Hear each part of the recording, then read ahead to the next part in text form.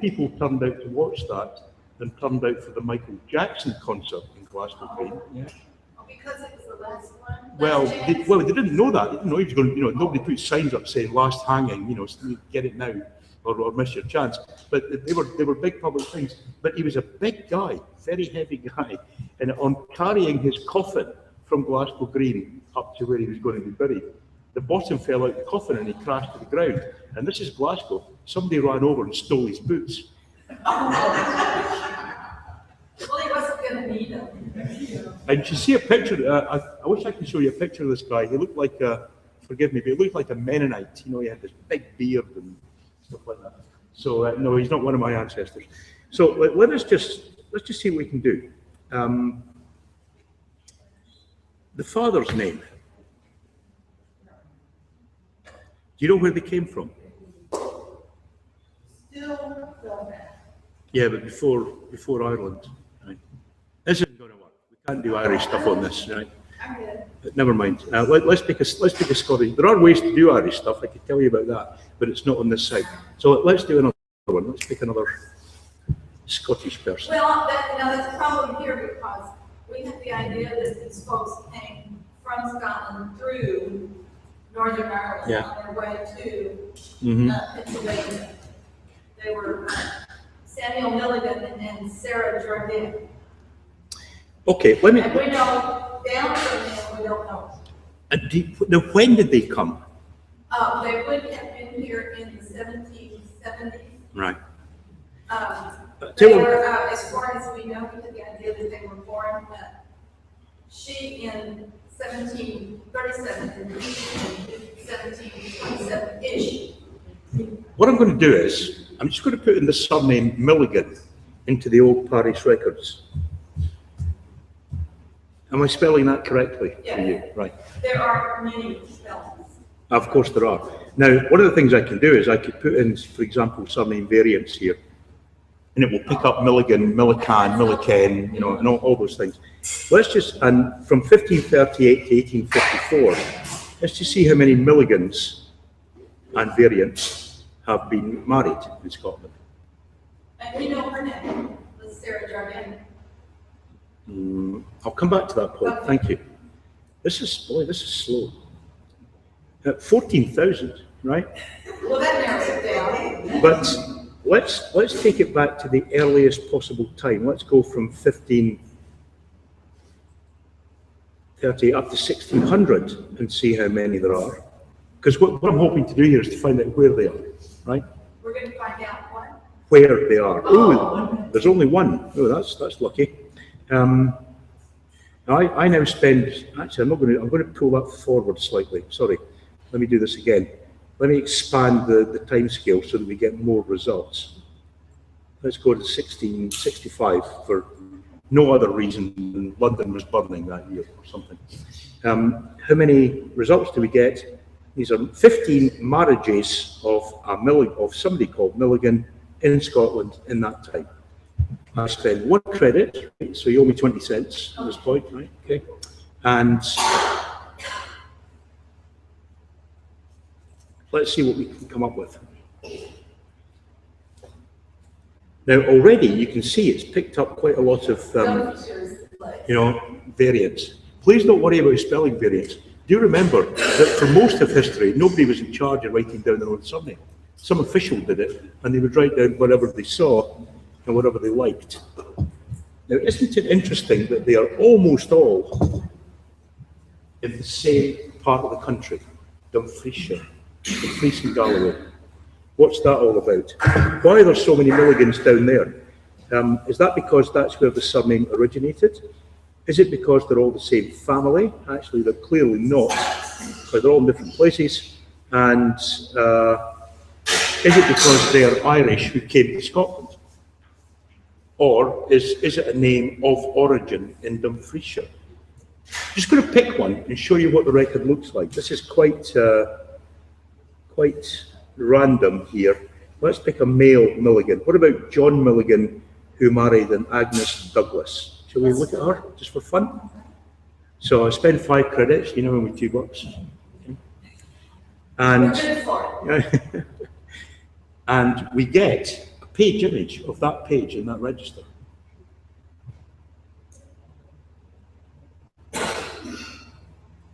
One of these days.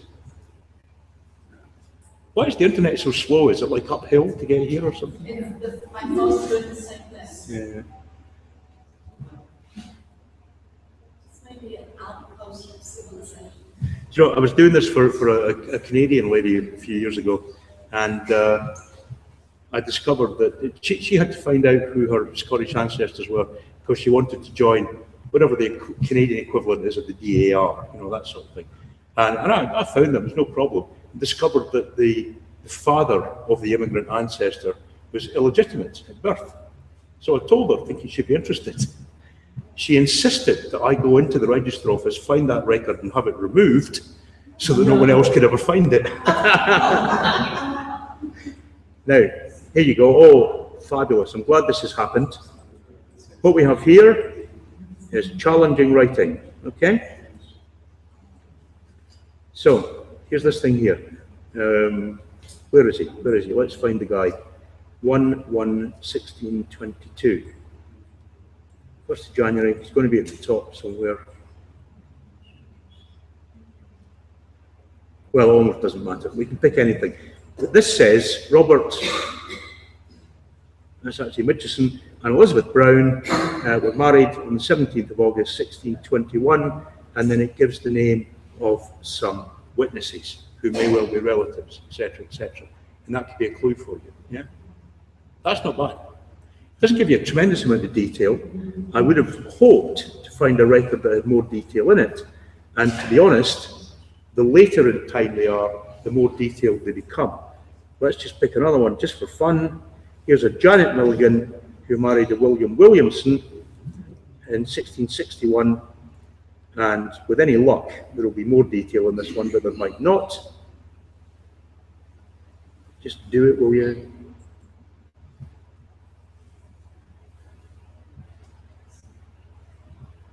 So what I'm saying is, knowing that there's this cluster of Milligans in the 1600s in Dumfriesshire, that may be a place to go looking. And I'm going to do something else in a minute that will back that up.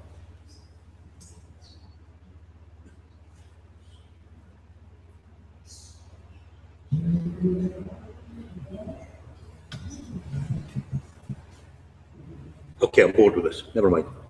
What I would do next is, I would go to the census records. Now, I know they're 1840s, and I know that your Milligans are already in America by that time, but let's just see how many Milligans there might be still in that part of the country at that time. Milligan, surname variants, 1841 census, and I'm going to go specifically this time to Dumfriesshire and just see what comes up.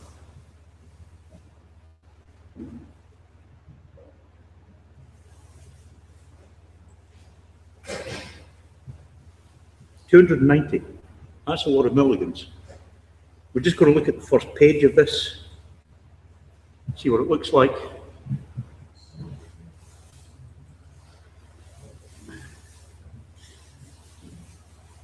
And look at that, they're all around the same place. Langham. Spelt various ways. But they're either in Langham or they're in Dumfries. Canopy is just next door. Sanker is just up the road. So I think, if you look for Milligans, that is where you should start. That part of Dumfriesshire, yeah? You want to see what a census looks like? The 1841 census was the first one that had any genealogical value in it, and it doesn't have as much as you might expect. They got better in the successive 10 years that they went through, but it does show you some things that will be of interest. This was a female Milligan, so that's probably a married name in this case. It's interesting, it's a feature of Scottish records, that I said this yesterday, that women tend to keep their own surnames in all classes of Scottish records, except the census. You know, she will be Mrs. Milligan as opposed to her own name. In almost every other record, you will get the married name and the original maiden surname. In this case, though, I'm hoping to find a whole family of Milligans. all in the one place, in Langham.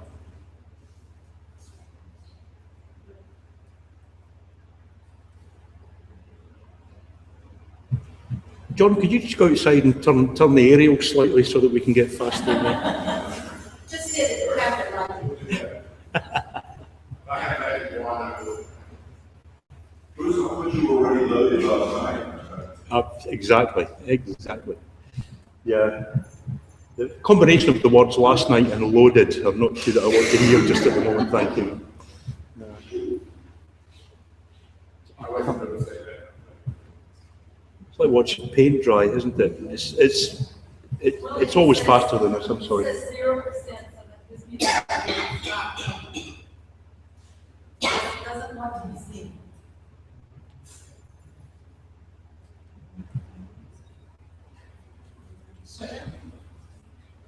This is frustrating and annoying.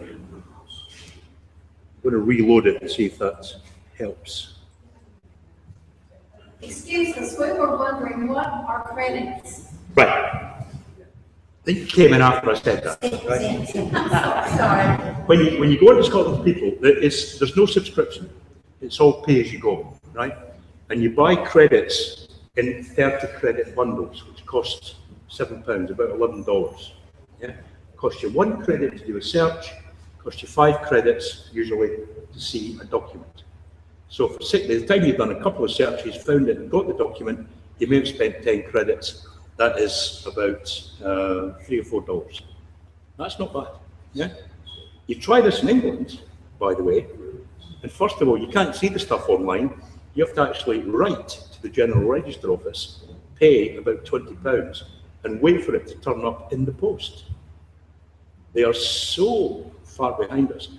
We've really got ahead of it in Scotland in a good way, except, of course, but stuff like that. We can't blame this on them. No, indeed. While that's going on, I may find something else for you to look at.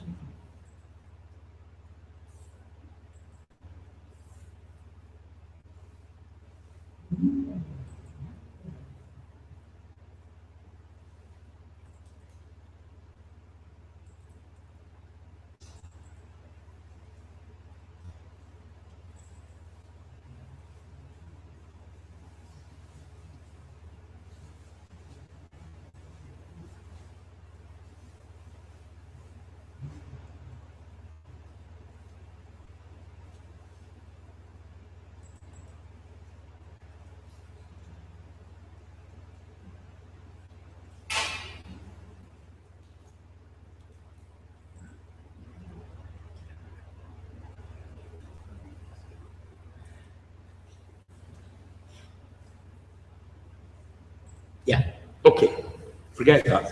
Get looking at it live. Here is an example of an 1841 census. And I'm actually going to make a particular point out of this. This happens to be my family, and let's look at the slideshow. Yeah. This shows you what the 1841 census looks like. You've got at the top the parish, Abbots Hall, a quad sacra parish, in other words, only an ecclesiastical parish, not a civil parish, and it's within, sorry, it is a civil parish, it's within the ecclesiastical parish of Invertail, doesn't matter. That's Kirkcaldy, that's in Fife, that's where I come from. At the left-hand side, you've got the address, which is High Street, Lighttown, and then you've got this particular family. First of all, it tells you that the house is inhabited, right? You then notice there's a double slash above it and a single slash below it. Can you see that? See that double slash there and that single slash there? A double slash means a different building. A single slash means a different household in the same building. That tells me instantly that they're living in a tenement, for example, apartments. So what have we got? We've got Alexander, and notice it's spelt Durry with 2 R's. Why is that? I suspect because that's how he pronounced it. The guy came round and said, "What's your name?" And he said, "Durry." And they wrote it down. Yeah, 2 R's. He is 64. He's male. Good. And can you read what that says at all? Can you read that? Forget this bit just now. This. Yep. Difficult. It actually says linen, HLW, hand loom weaver. So he's working at home weaving linen. Yeah? A lot of people did that. Cottage industry. And in the next column it says, if he was born in the county, that's Fife, then you put yes. So we know he's born in Fife. If he was born elsewhere, in here it would either say E for England, I for Ireland, or FP for foreign parts. Right? If he was born in Scotland, somewhere else in Scotland would say S. So what do we know? We've got Alexander, we've got Christian Dury, she's 40, we've got children Eliza and David, who's my great-great-grandfather. That's not a tremendous amount of information, is it? However, if we go on,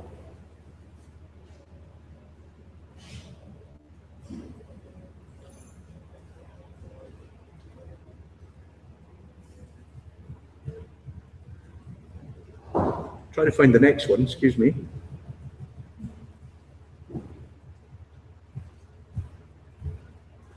Hell, I'm there.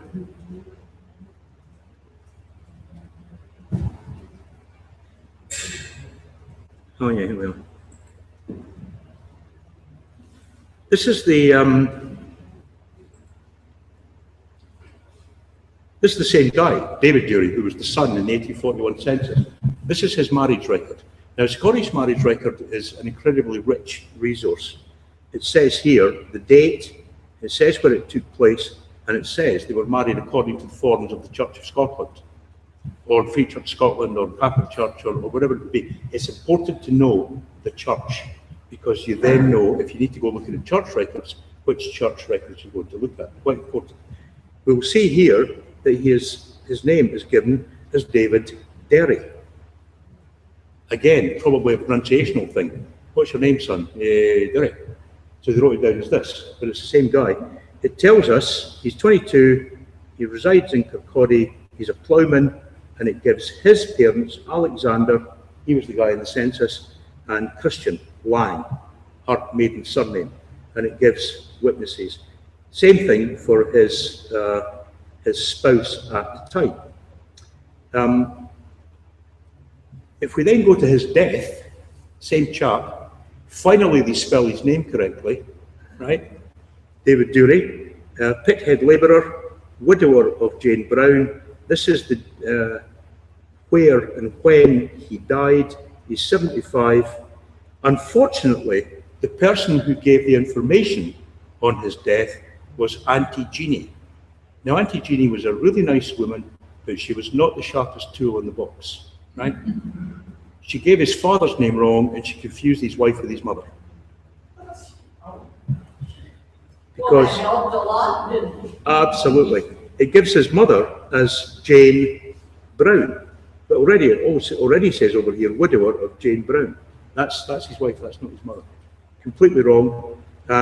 Does give a cause of death, old age and debility. What does that say? Sudden cardiac failure, yeah. And certified by whoever and so on. I'll tell you about this in a moment. So they finally spelled his name wrong, but a lot of the information's wrong. And that's really what the point I wanted to make here, is that you can't always trust even an official record to get things right. See everything through the eyes of caution, carefully. Some of that information is wrong.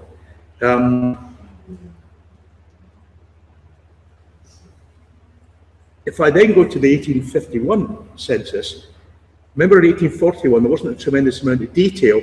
For example, it didn't give relationships to the people in the household.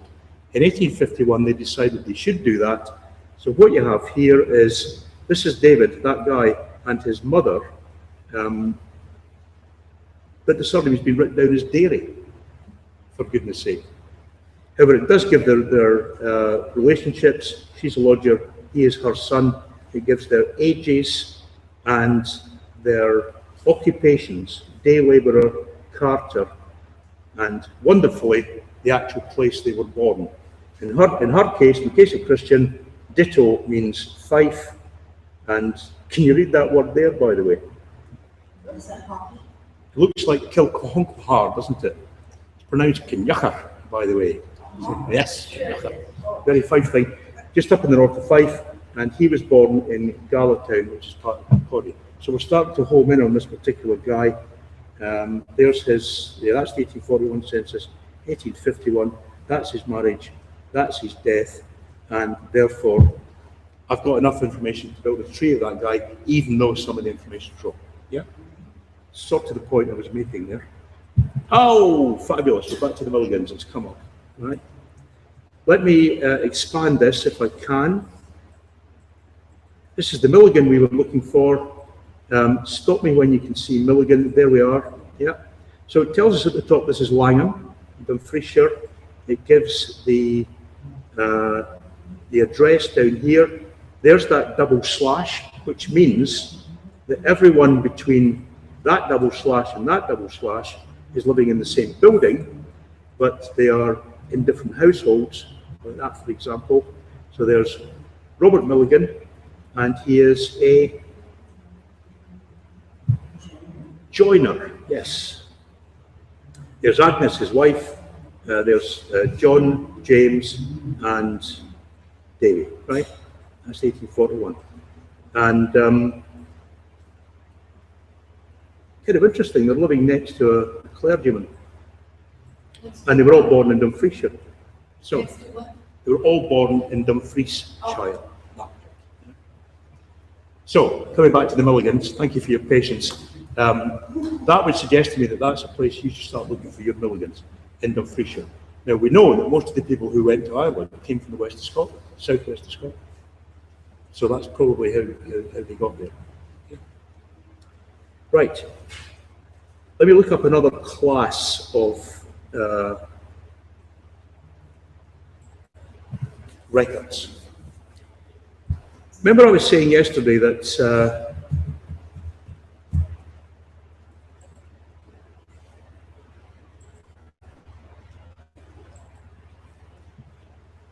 wills, or testaments as we should properly call them, can sometimes be quite unrevealing, because of the nature of Scots law is that everybody got what they were going to get, and you didn't even have to name them. And therefore, sometimes you don't even get names in wills and testaments.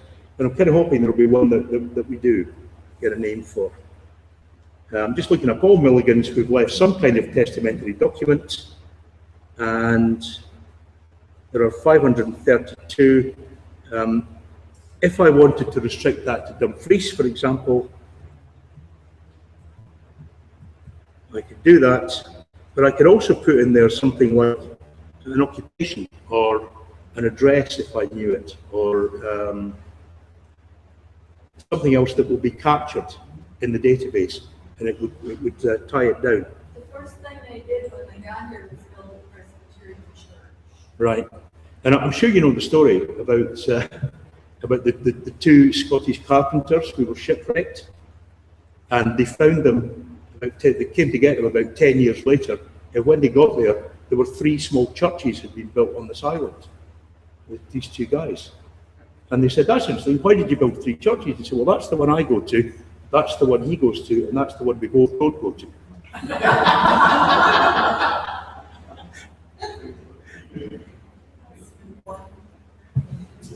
The nature of Scottish religion. Okay, here's a testament. A Milligan is an older version of that. Some of these are quite recent, but there's one that's in 69. Merchant Burgess of Dumfries. Wow. Let me tell you about Burgesses. For a long time in Scotland, in fact, right up until the mid-1800s, when various laws were passed, in order to live and work in a borough, you needed to have a ticket, a Burgess ticket. Yeah, it's allowed you to operate at your particular craft or trade, and you would join the appropriate craft guild. You would join the fleshers if you were a butcher. You would join the hammerman if you were a metal worker. You would join the cordierers if you were a shoemaker, or you might join the merchant guild if you were a merchant. And that allowed you to live in the borough and to work there. And you couldn't do it without that.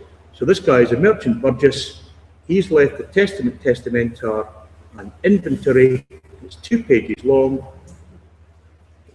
They seem to think he's called a Mulligan, but he's John. And this is going to be interesting because it's 1609.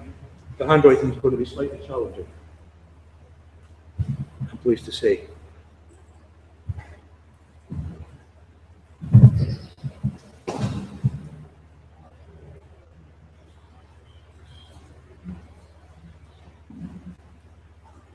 Now, it's a testamental, which means it will contain a will, of course.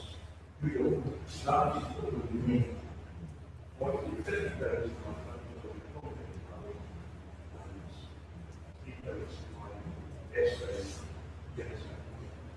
very close. There we are.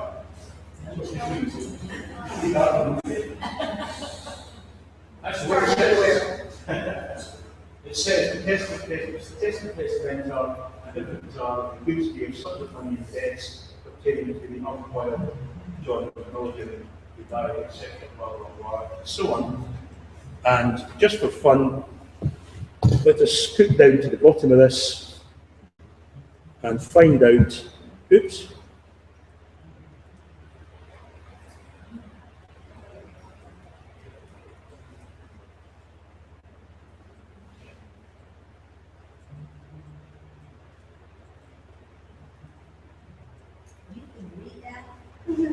yeah, but you know, I do this for a living, so Yeah. not surprising. But you know, there's a trick to it. And remember I was saying yesterday, if you look at the Scottish document, you look at it, what to do is get the same kind of document later, and it will probably say exactly the same thing in the same way. The very formulaic, those two testaments, the structure of it was set in the 1500s. The old lawyers were like, what's the thing you do recently? They have not taken. So in fact, a document, testament document like this, 200 years later, will say exactly the same things.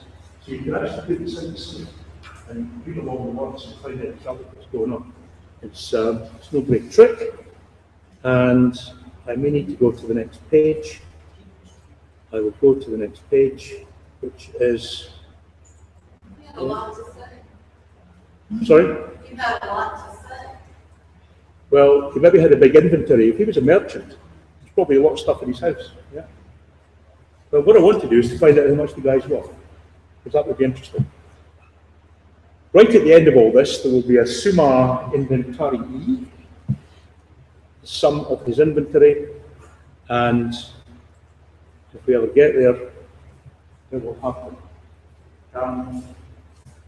What we're going to inventory is, you have to know that the total amount of movable is here.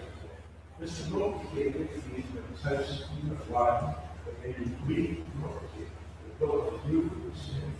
And you need to know that because the widow is absolutely going to get a third, and the children, if there are any, are absolutely going to get a third, and a third he could dispose of according to his will.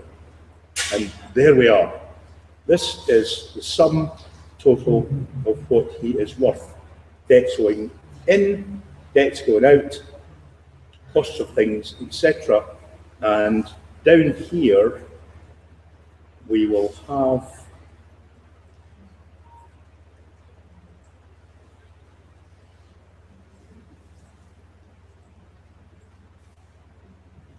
let's take this figure here, for example. This tells us he's got £51, 15 shillings, and 7 pence. That's his total net worth.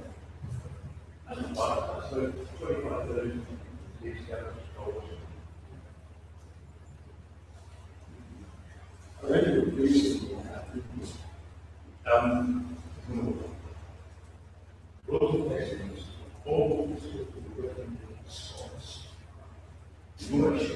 should have pulled up a later one that we can actually read. which I will do now. Let's pick one from 1884. This guy is, by the way, this index is really full, isn't it? It tells you quite a lot about the person. This guy, David Milligan, he's a grocer. The testament is dated 1884, but it tells you that he died 21st of August 1884, parish of Colvend, the Suredry of Kirkcudbright. Now it says in testate, so how come there's a document? Because even if he didn't leave a will, there's still something that records his property, etc. And we could pull that one up and have a look at it, because it will be easy to read. Now I've run out of credits. Here goes, there's not on that website. I'd like us to find out to show you a brand new website called Caucus Places. Because that is the biggest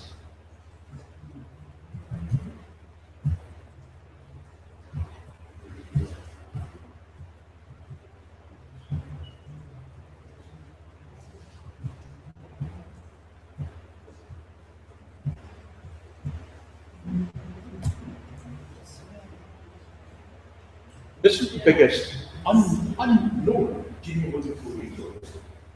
It's in Scotland. I don't understand why. I don't know.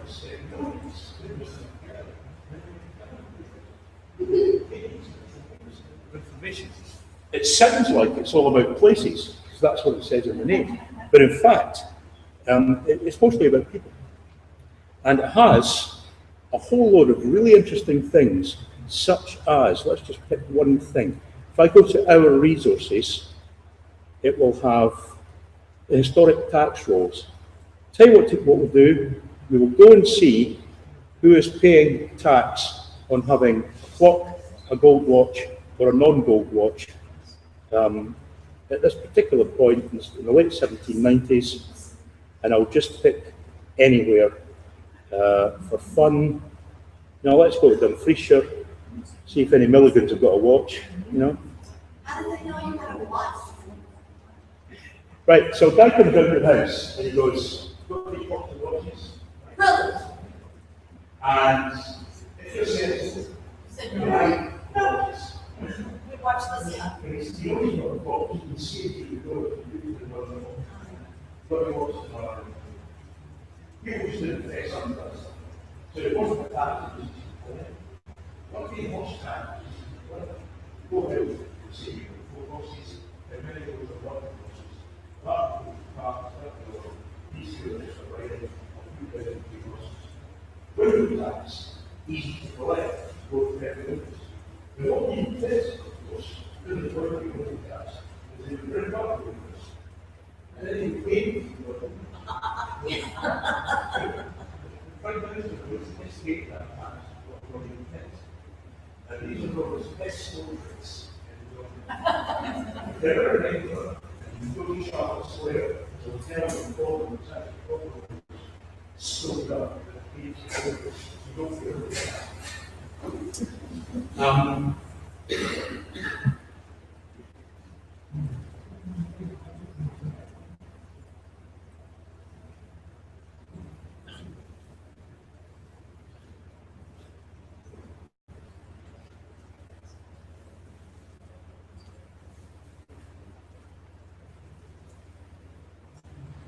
this is immensely dispiriting, I'm sorry. Now, take it from me, last minute information there, what we're showing to you is it. Just ridiculous. Let's look at the other things they have. There's all these historic tax rolls. You just talk about this one for a second. Male servant tax, female servant tax.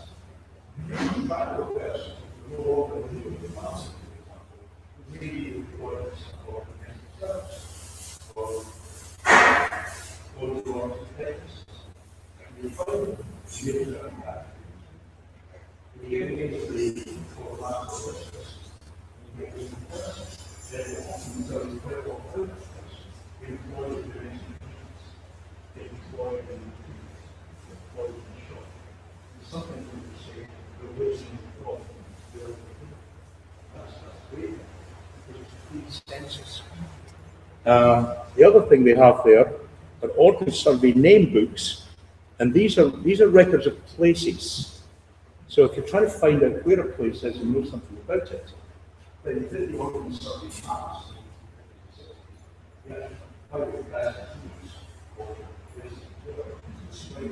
That's all right there.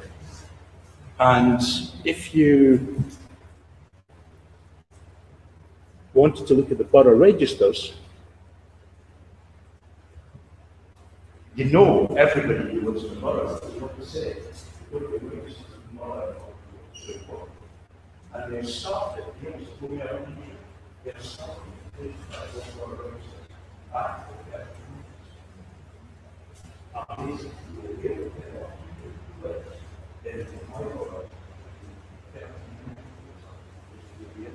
and they will be transcribed. And how are they transcribed? Well, this particular website, Scotland's Places, they run services.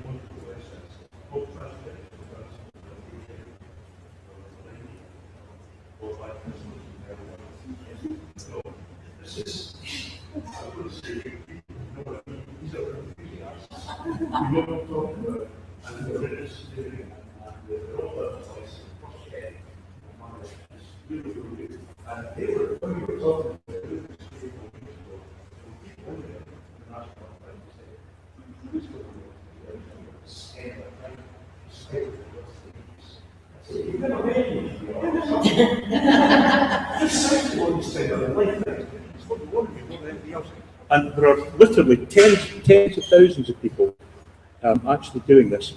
Let me show you, if I can do it, if it works, let me show you this particular record. The Land Ownership Commission, 1872, because there was a big change in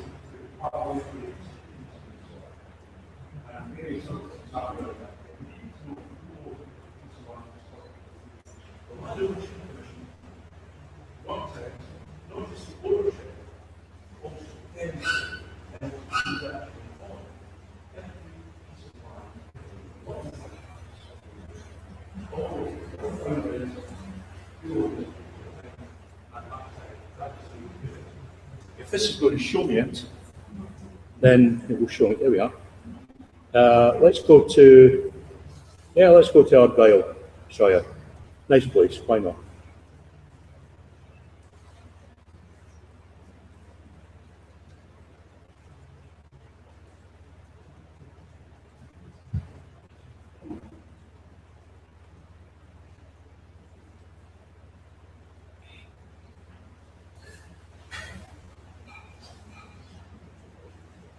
Not going to happen, is it?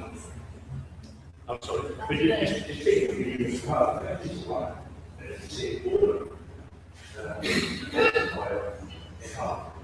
And and was very well. I have been far from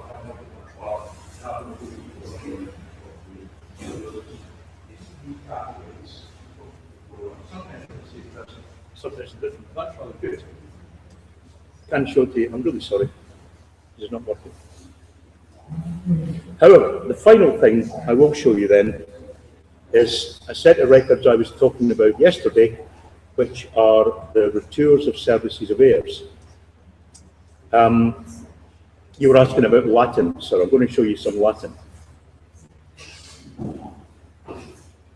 Remember I said in the will, the testament, don't find out in the late 60s, you could not meet real authority. Then there was a testament, which was whole other system of retours, by which the inheritance of property was passed on. And I'm going to see whether any Milligans in Dumfries actually had heritable property. So I go to Dumfriesshire. This isn't online, this is on my computer. I look up the index of names, I'll just make that bigger for you. We will scoot down to Milligan.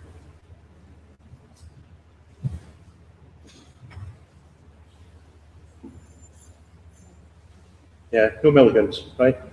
But never mind. Let's look at this guy, Adam Mingus of Balcoquin. He has record 125. Click on that. We go to record 125, and I'll just take you through this because it usually contains interesting information. It says.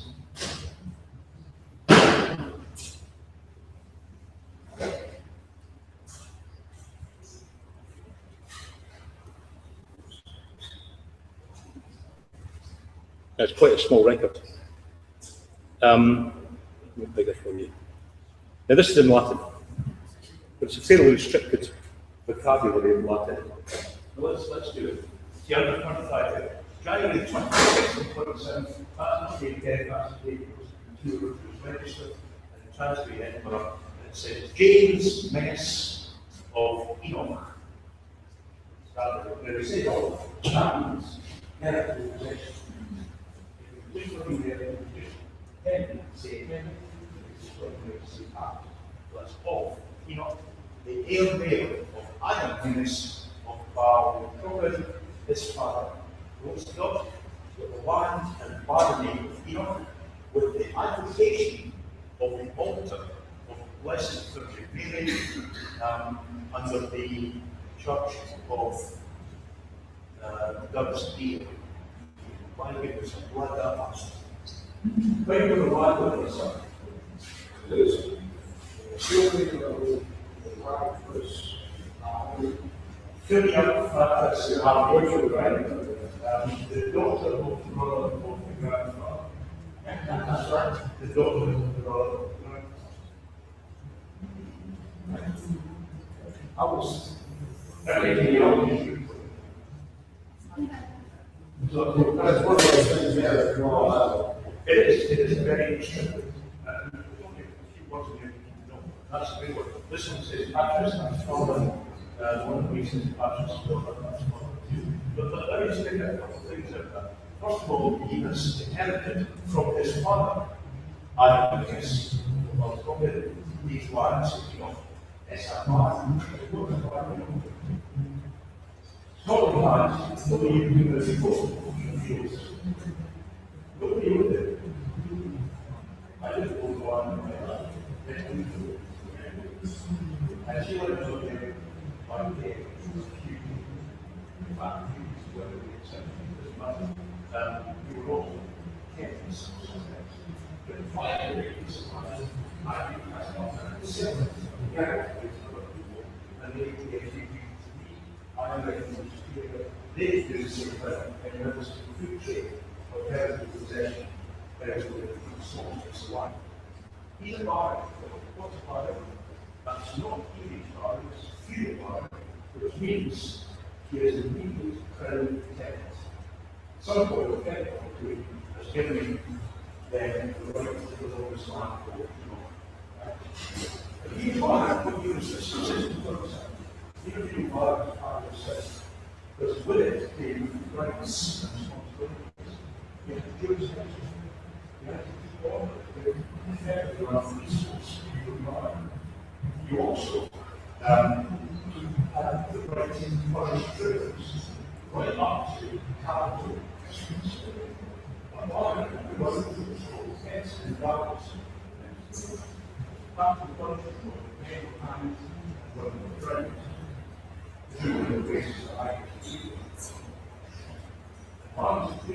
And they also collected duties and taxes and some of which went on to credit and that's the scientific system. But the Dallas is actually a good place in highways and fathers of partnerships. And that's the changing of the system. The right result of the fuel system, which is actually extremely small in the world, of course, so if you want someone who is getting the right fuel system,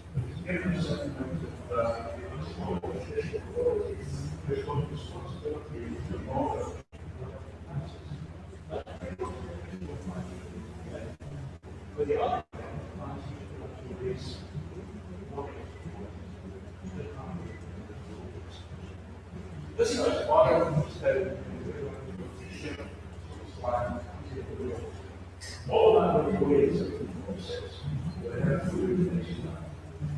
But the intention is to wait for the others, but they wait for so provided you do some process of wider so the theory is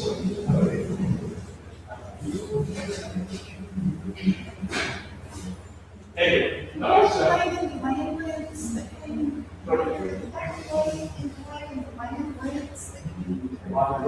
of course, I mean, that's right. Good way to do it.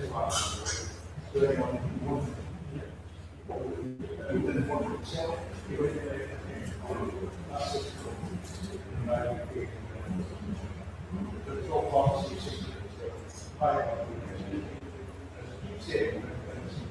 except didn't want to do, but you can make the rule of life and standing is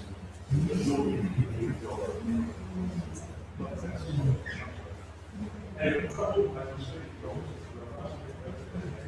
and the values and the other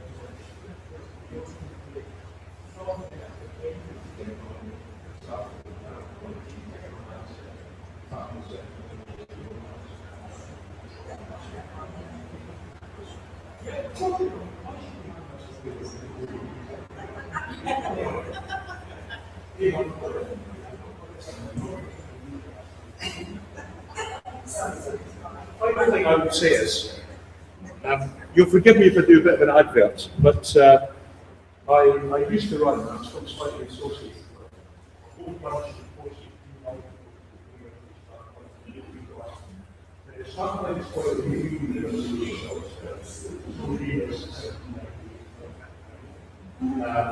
but we do short courses all online, but also real professional courses and postgraduate level, right up to masters. If you're interested in any of those things, free courses, run by the teams here from the state level. Among the courses, short courses are on this course. There's a second something else. Last week, we had a very course that was storage and genealogy and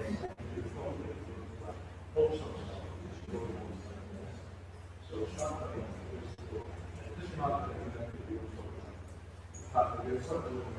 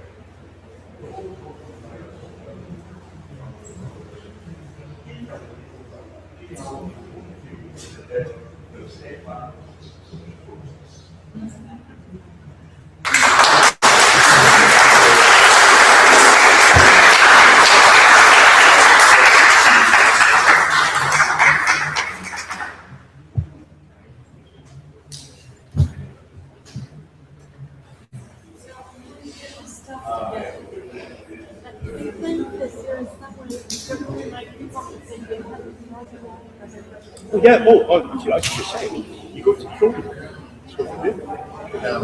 Or Ancestry Ireland. Why don't you leave me with that question? And I'll tell you exactly what to do. Yeah.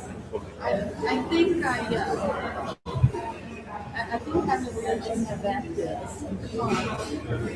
I don't have enough confidence Yeah, I know what you mean. to make a little reach, you know?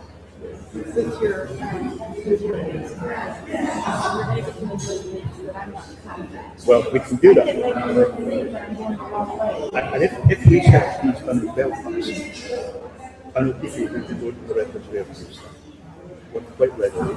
So I'll bundle up what I have. Do that thing. That would be fabulous. You serve or Now, I need to figure this out. Yeah.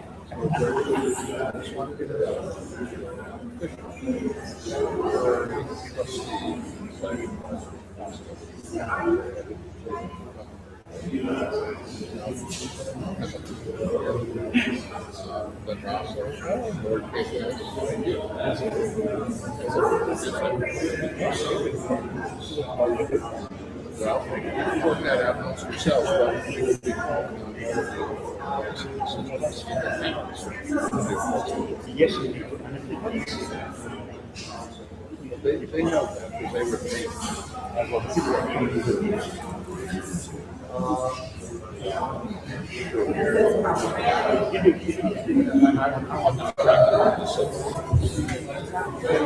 Bruce, for goodness sake, that's far better. That's going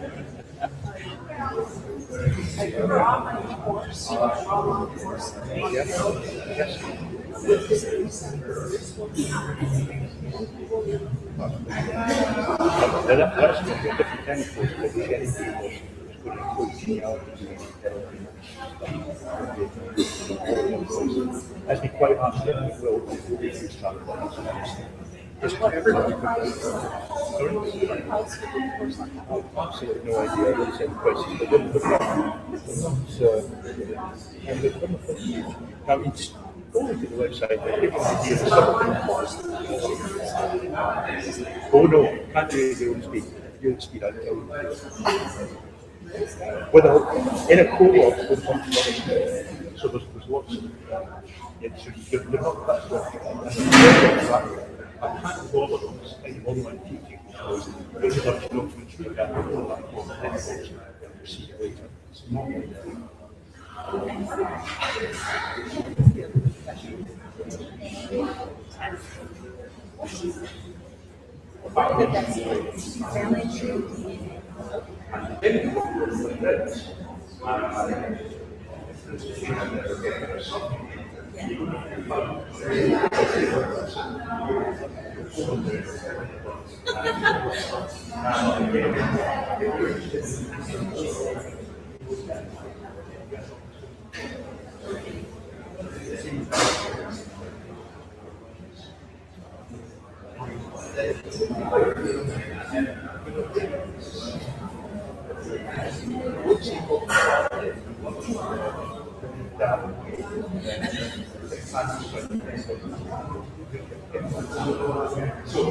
If you need a nail really, this would be my husband, it's fine. But there's no nail really. His mother, and she had one sister, and her mother's deceased. So it's like, you know, how do you, I guess you can't really.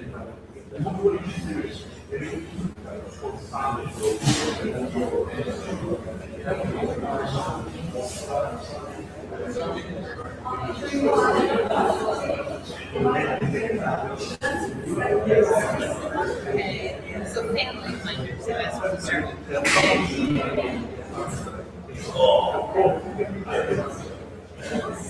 Thank you very much.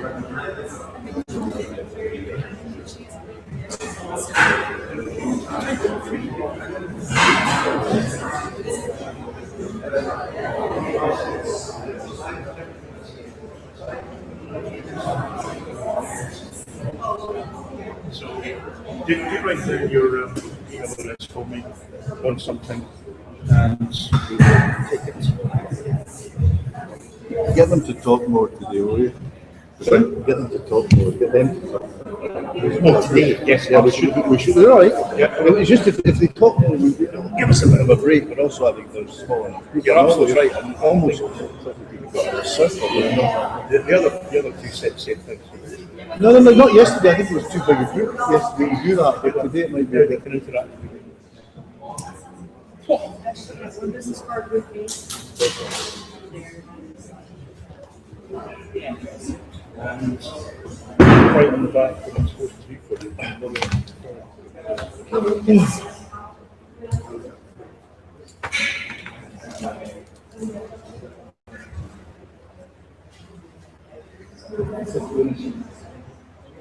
You can write handouts of this. You might need to do it.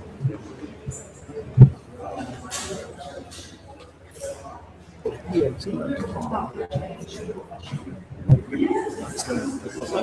bet you're a black belt as well. Yes. Sitting in a black belt. I don't know how you do that. That was very personal.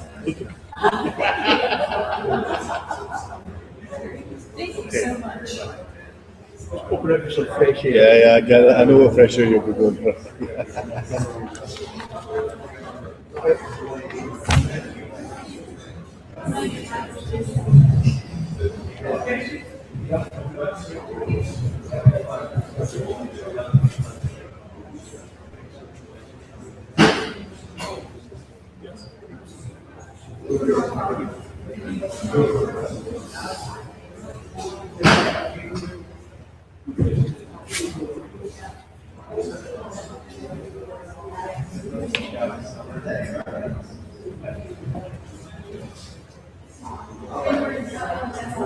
I'm going to apologize.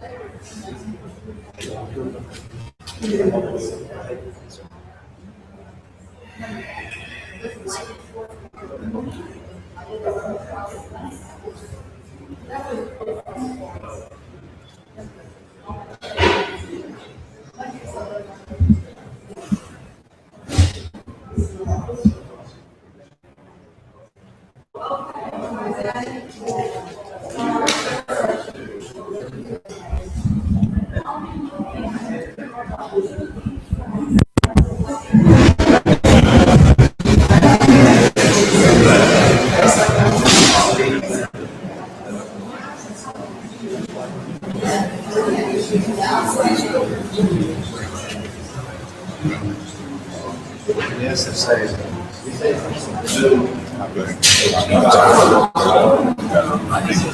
I think most people.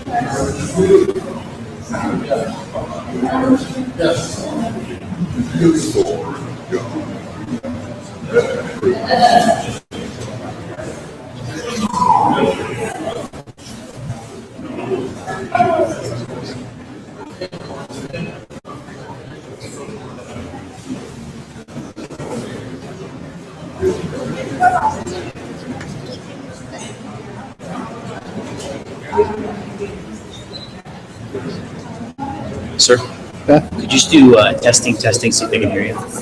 Testing. Testing. Good.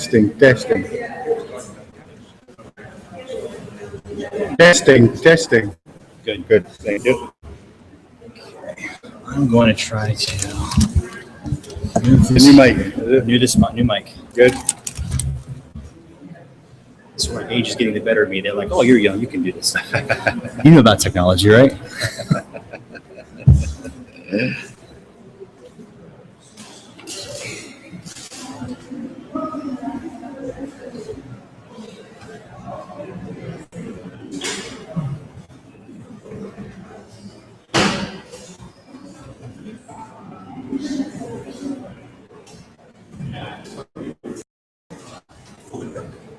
I know it's kind of wet rain as well.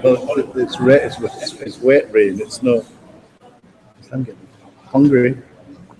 I didn't think I would be, but. First, Jerry, I have a question. You pontificate on Sir Walter Scott's novel and his impact on Scottish history. I just got stuck in that bit pontificate. I thought you were not going to have a difficulty with that question. You doing all right? Opine, brother. Don't start me on Sir Walter Scott. Hard to hear. Let me try to.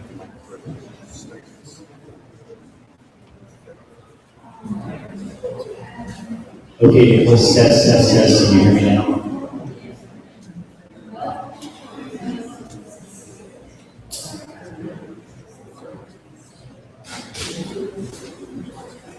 Ah, good. So.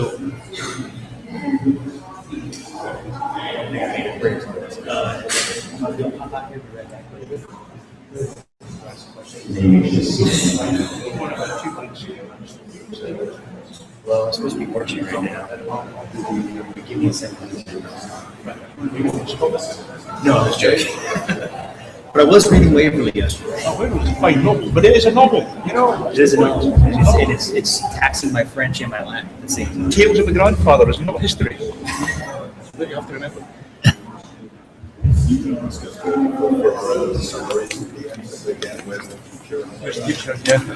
Get them to talk. A poem.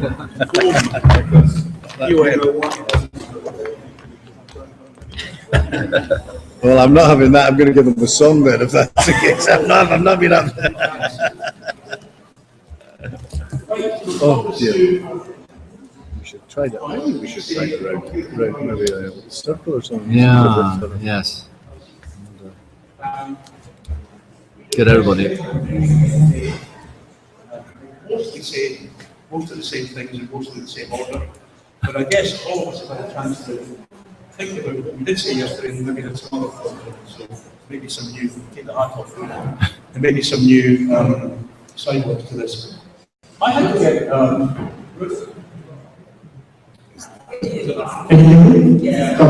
We can now. right. We will try to use the microphone and we're going to make this session today a bit more interactive than it was yesterday. You're a smaller group. You might come forward to the front of the pit. So we're going to check each other. I won't give the microphone to say. Really great as well. This is taking branding.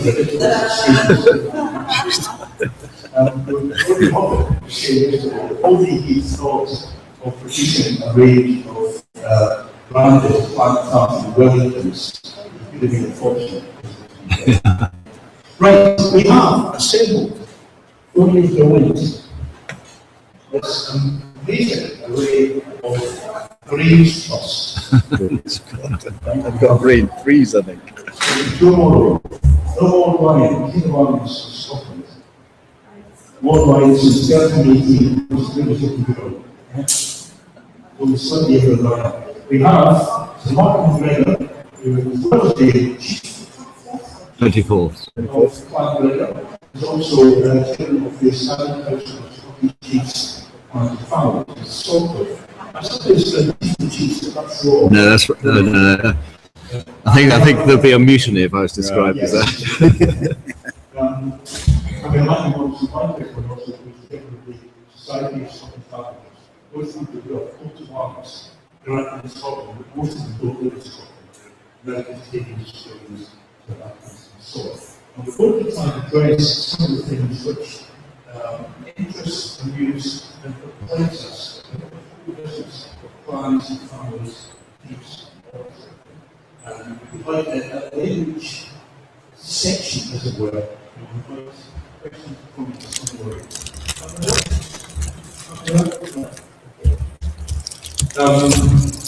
The directed by the Caucus on the social environments.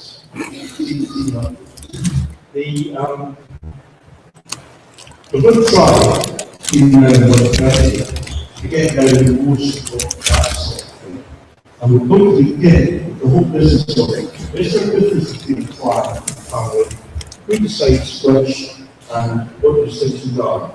We move on read it since this gentleman is around. Recognize Harry Waller, the man who both died for reputation in Scotland and anyone else in the planet. It was a big one that really appropriately went around singing songs, and that's a photograph of what we call Start Farewell Tour. We do one every year. Not really authentic, but we live beyond that. So, clients and families, are they the same thing? We'll ask each of you on that. Let's start with one way. He's got a good introduction. Start with the not chief of the chiefs. Not Chief of the Chiefs, right. Well, thank you very much, Bruce. Just to say it's a pleasure for me to be here to discuss these subjects, which I know are discussed quite widely within the States and Canada and elsewhere. But I think, from my point of view, I'm very fortunate to be joined by Lord Lyon and Lord Dunn Russell, who are both extremely knowledgeable on this subject.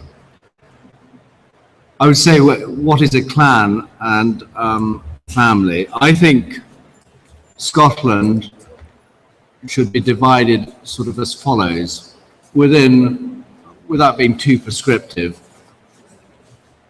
The Highlands have clans, or into Highland clans, lowland families, borderland clans, and Highland families. And I think those are the sort of the four main socio-economic groupings that one generally finds. And I think a clan from the Highlands, generally speaking, has a history of living and fighting together. And the borderer clans have the same history or the same background, but in a completely different location, which is to say on the border with England. And the lowland families, they were not so inclined to warfare, but certainly lived together in certain areas. Obviously there was inter-family rivalry, but the word clan is very much a Highland derivative. Children of a named father, an ancient ancestor. So that's how I would sort of split it up. And we might ask Lord Lyon to tell us, does the Lord Lyon decide who is a clan and who is a family? No, the Lord Lyon does not decide that. He decides lots of things, but not that. Lots of people would like the Lord Lyon to decide on that, but I think that's partly about them passing the buck with regard to the responsibility. The law is very clear from a case called MacLean versus again of Argour, which really said that the clan system and the choice of a chief is very much the role of the clan itself. What the Lord Lyon can do is to give recognition to that. So it's very much clan business. So I don't decide who your chief should be. I don't decide who is a clan. Building on from what Sir Malcolm said, I think there's a real need for a continued dialogue about getting some definition around this area, because one of the weaknesses in this area will be if it becomes so unregulated in the softest sense that it loses any credibility. And the analysis that Sir Malcolm's given of the families and the border clan concept and the Highland clan concept, I believe is a good foundation to move forward. I do get direct requests to recognise a chief, but what I'm doing is I'm recognising not the chief, but the actual right of someone to have the indifferent arms of the name. And that's something that comes fairly regularly before me. One of the things I have instinctively felt about this area is that any clan that actually can show itself to be a clan, but with no chief, needs to move forward to have a chief, because I believe that chiefs are essential to the clan system. And that's why I've been very supportive of those chiefless clans in terms of family convention. Not to fill all of this bit of this position, but I believe that family conventions are one, again, that places the right of the choice of the chief back with the clan, rather than actually externalise it. And what I do is to give some recognition to that particular process. I think we probably will discuss the whole idea of groupings and names later on, but for example, I had a letter recently from a name, a family name, who produced a great volume of DNA evidence, which reflected that the name came from 51 different sources within Scotland. So it was very, very difficult for me to say they had any common ancestor. or even a perceived common ancestor, which might be a way forward. And so I think it's an area for me that's emerging, but I do think needs to be regulated. What I would like to see happen, and this is just crystallized over the last weekend, I would like to see some form of memorandum of understanding about what a clan, who are in for clans, who are out, who are border clans, who are Highland clans, and who are families in that sense. But I think we're going to work towards that in the near future. Andy Robertson actually lives in America, and if he can give a sort of diaspora perspective. Thank you very much. First, I want to say how much I respect the hardiness of all of you who've come out here today on this important your dedication to learning. And I also want to commend your intelligence for coming inside where it's sheltered, not being outside in that horrible stuff out there. On the diaspora side, I think there seems to be an assumption that I've found in this country that it's somehow better to be a clan than to be a family, that there's almost a status involved in being seen as a clan. And, as Dr. Dury would say, the Duries are very conscious and proud of being a family, and they identify themselves as a family, not a clan. It isn't that one is better than the other. It's really very much a matter of tradition and of locality and so on. And if you're chief, you can be chief of a family as well as chief of a clan. If your chief decides and says and feels, we have always been a family, then that's what you are. And you should be proud of it and not think that somehow it's not as good as being a clan. The other thing that I think maybe I can add is that I understand a little bit of the feeling of aspiring towards legitimacy and recognition that some clans feel that don't have maybe a chief yet or whatever. I mean, the Morrison organization, we were not one of the great clans that went around roughing up our neighbors in the way of the famous ones like the McGregors, or being roughed up, I'm afraid, sometimes as well. But, we had a clan society. We went through a process to acquire the legitimacy that we felt we needed as a clan grouping. And the high point of the process was when the Lord Lion of the day did indeed recognize a Morrison as chief of the clan and chief of the arms of name and arms. And at that point, I think there was genuinely a feeling of that we had arrived and had a new status, and the chief is invited to participate on the standing council of chiefs. And that is something that I understand that people do aspire to, and I think it has a real value and real recognition and legitimacy at that point. So, yeah, I mean, if you feel you're a clan or a family that hasn't quite got that status yet, I encourage you to keep working towards it and going through the processes and apply to the Lion Court in due course. And there's an example of a family that is definitely not a clan. No one wishes to be, nobody around to be chief of the name. There's always chief of the clan. You want to be a clan. So, the process applies to arms that. The chief must have arms, of course, but other members of that Sunday group can also have arms in certain circumstances. We deal with the whole business of, when you look on the internet, it goes, here is your family coat of arms, right?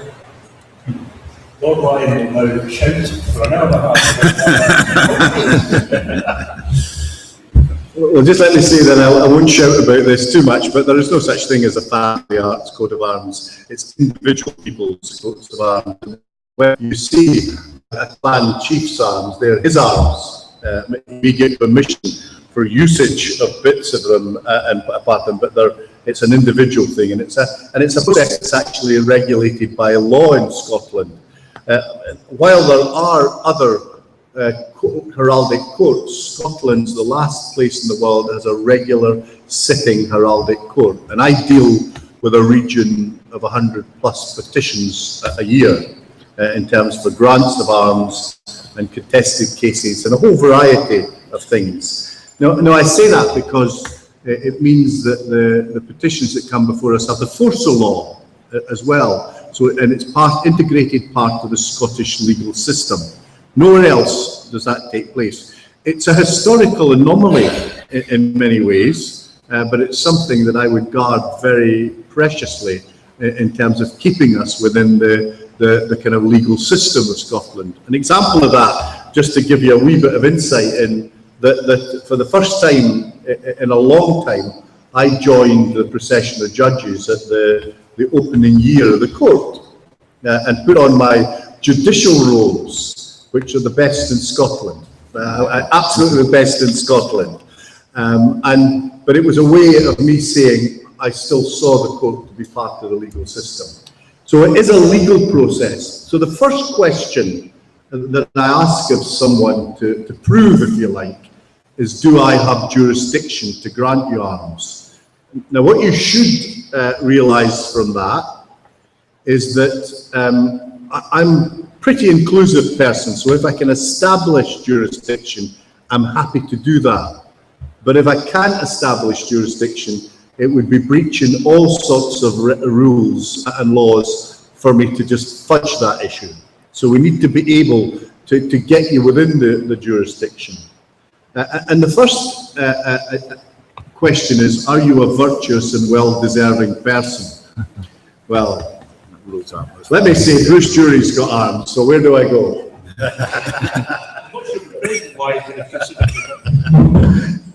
It's a very good test because it does really mean you have to be a good person.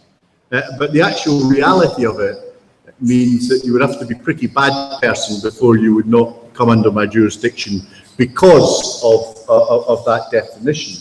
However, we've had direct instructions from the criminal court in recent years to expunge people's arms on the basis of their criminal record. So an English judge requested the Lion Court to expunge the person's arms, and that simply means a big score goes through them and it's signed. So we do take it seriously that it has to be a virtuous and well-deserving. But that's not a question of morality. It's not a question of life choices. It's a question of looking at a general sense. So when that's over, then we look at how do we establish jurisdiction for you. There's two methods of doing it. One is that you actually have some kind of property in Scotland, and that may be a variety of things, from a house to owning some land, or to being one of what are often called feudal barons. And that would establish your jurisdiction to grant arms. The other is to show that you have some genealogical link with Scotland. And it's one that I would encourage you to use, because I think it shows a kind of family tradition. But it's also one that might be a wee bit easier to establish than actually the property issue there. So these are the two main methods. A third method that we're beginning to explore are those individuals who may hold clan officerships, but that's your chief has to determine who the clan officer is, and that may be enough to grant the arms. Now, when that's done, then we look to the name and we follow the traditional charges in heraldry. And if you look up there, you'll see different charges on the shields. For example, the saltire, don't come and ask me for a saltire, because that's a Scottish, you've got to have Scottish-wide activity for that. That's a good example to show.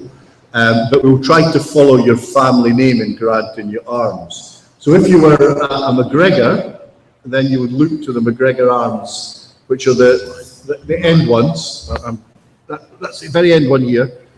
And we would use something to do with the MacGregors to actually incorporate into your arms, so you were seen to be clearly part of the MacGregor clan. And we follow the name, but we do personalise it. For example, there is a terrible looking medieval instrument called a fleam, which was surgeons used to dissect people, and often surgeons and doctors use that in their arms. Why they would want to. And I've just, on a lighter note, granted arms to a friend of mine who is a urologist, which his principal charge is a flea. I hope he never comes near me with it at any time in the next existence. But we try to personalize it. So we try to personalize it, but based on the family line.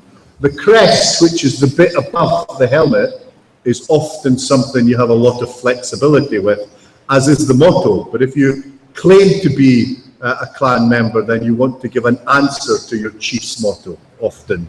So we try to help you to relate it in that particular way. So these are the ways of obtaining arms. It's not easy, and we need to keep to the rules. And the reason I want to keep to the rules is because we don't want to debase the value of the arms. We want to maintain the Scottish legal system, but also we don't want to cross jurisdictional issues and get into trouble with other jurisdictions. Canada, for example, has a very developed heraldic authority, and we certainly don't want to kind of intervene with Canadian citizens who could get arms granted through their own activity.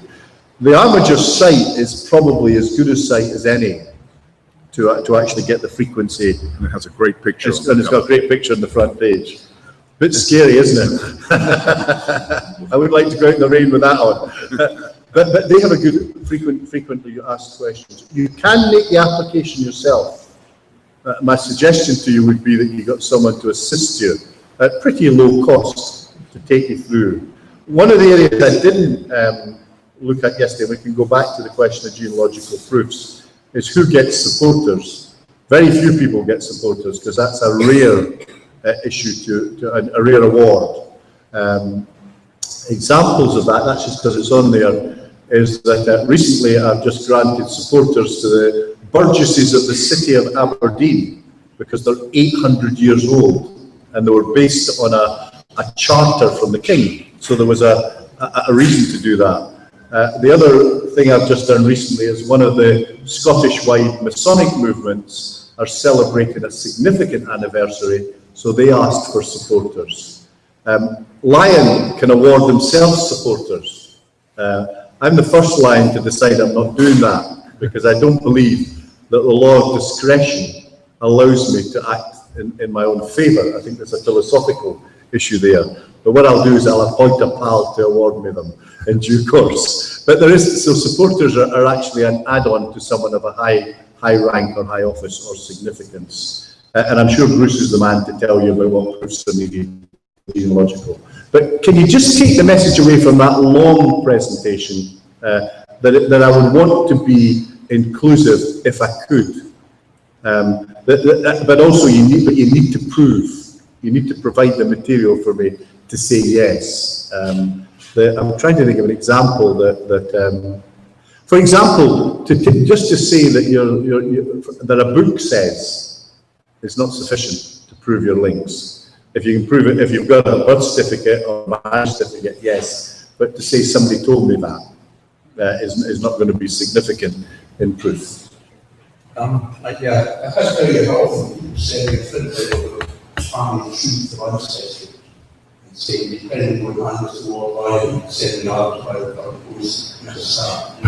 Not like that, it's a legal process. You're going to get together the legal documents to demonstrate who you are, your ancestry. That's not downloaded things. That's actually going to the County Courthouse, what we call legal copy extracts of family certificates, wills, all these kind of things. Doing here and then doing and then Scotland for the appropriate ancestor. Right.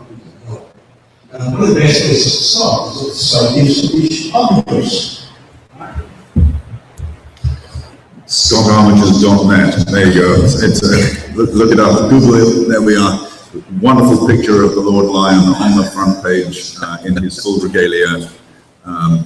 I just thought I would say for people who, in case we're assuming too much, you may not know what supporters are. Those are those strange-looking animals on the side of the shield, as it were. So if you apply for arms, the likelihood is that what you will be applying for and hopefully receive is the shield itself and the helmet which will have a certain designation. There is a language to all of these things which indicates rank as well, and all sorts of other things that you don't probably need to worry about for right now. But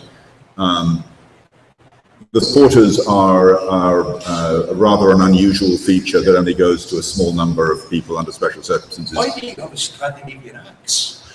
Why do we have a Scandinavian axe? Because we have a tradition that as a Hebridean clan, we supposedly think we descend from Norse royalty, and no, we can't prove that with documents. That would be impressive for the Lord Lion, but like a lot of clans in the Outer Hebrides, we want to have things like, you know, ships there somewhere that indicate maybe we crossed the water from Norway, and the presence of the lion is also a reflection of the Norse royal arms.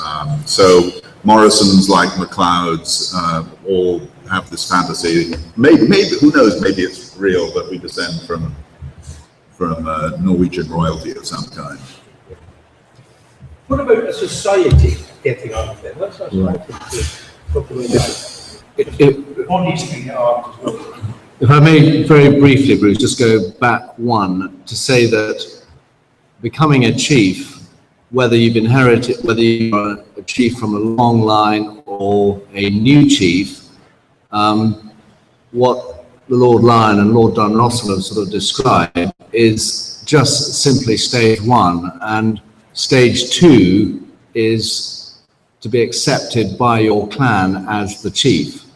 Stage one is the grant of arms, and you become chief of the name and arms, but the clan itself needs to accept the individual as the chief. And I think that's an important process, particularly for societies to lead on it and to go through. And within Clan Gregor, it happened in 1795 when my great-great-grandfather became chief after a sort of blank period in the history, and 800 people signed a petition. And I know some of them are probably told, sign there, or put your scratch there. In 1822, his son got 2,000 people to support the fact that he was the chief.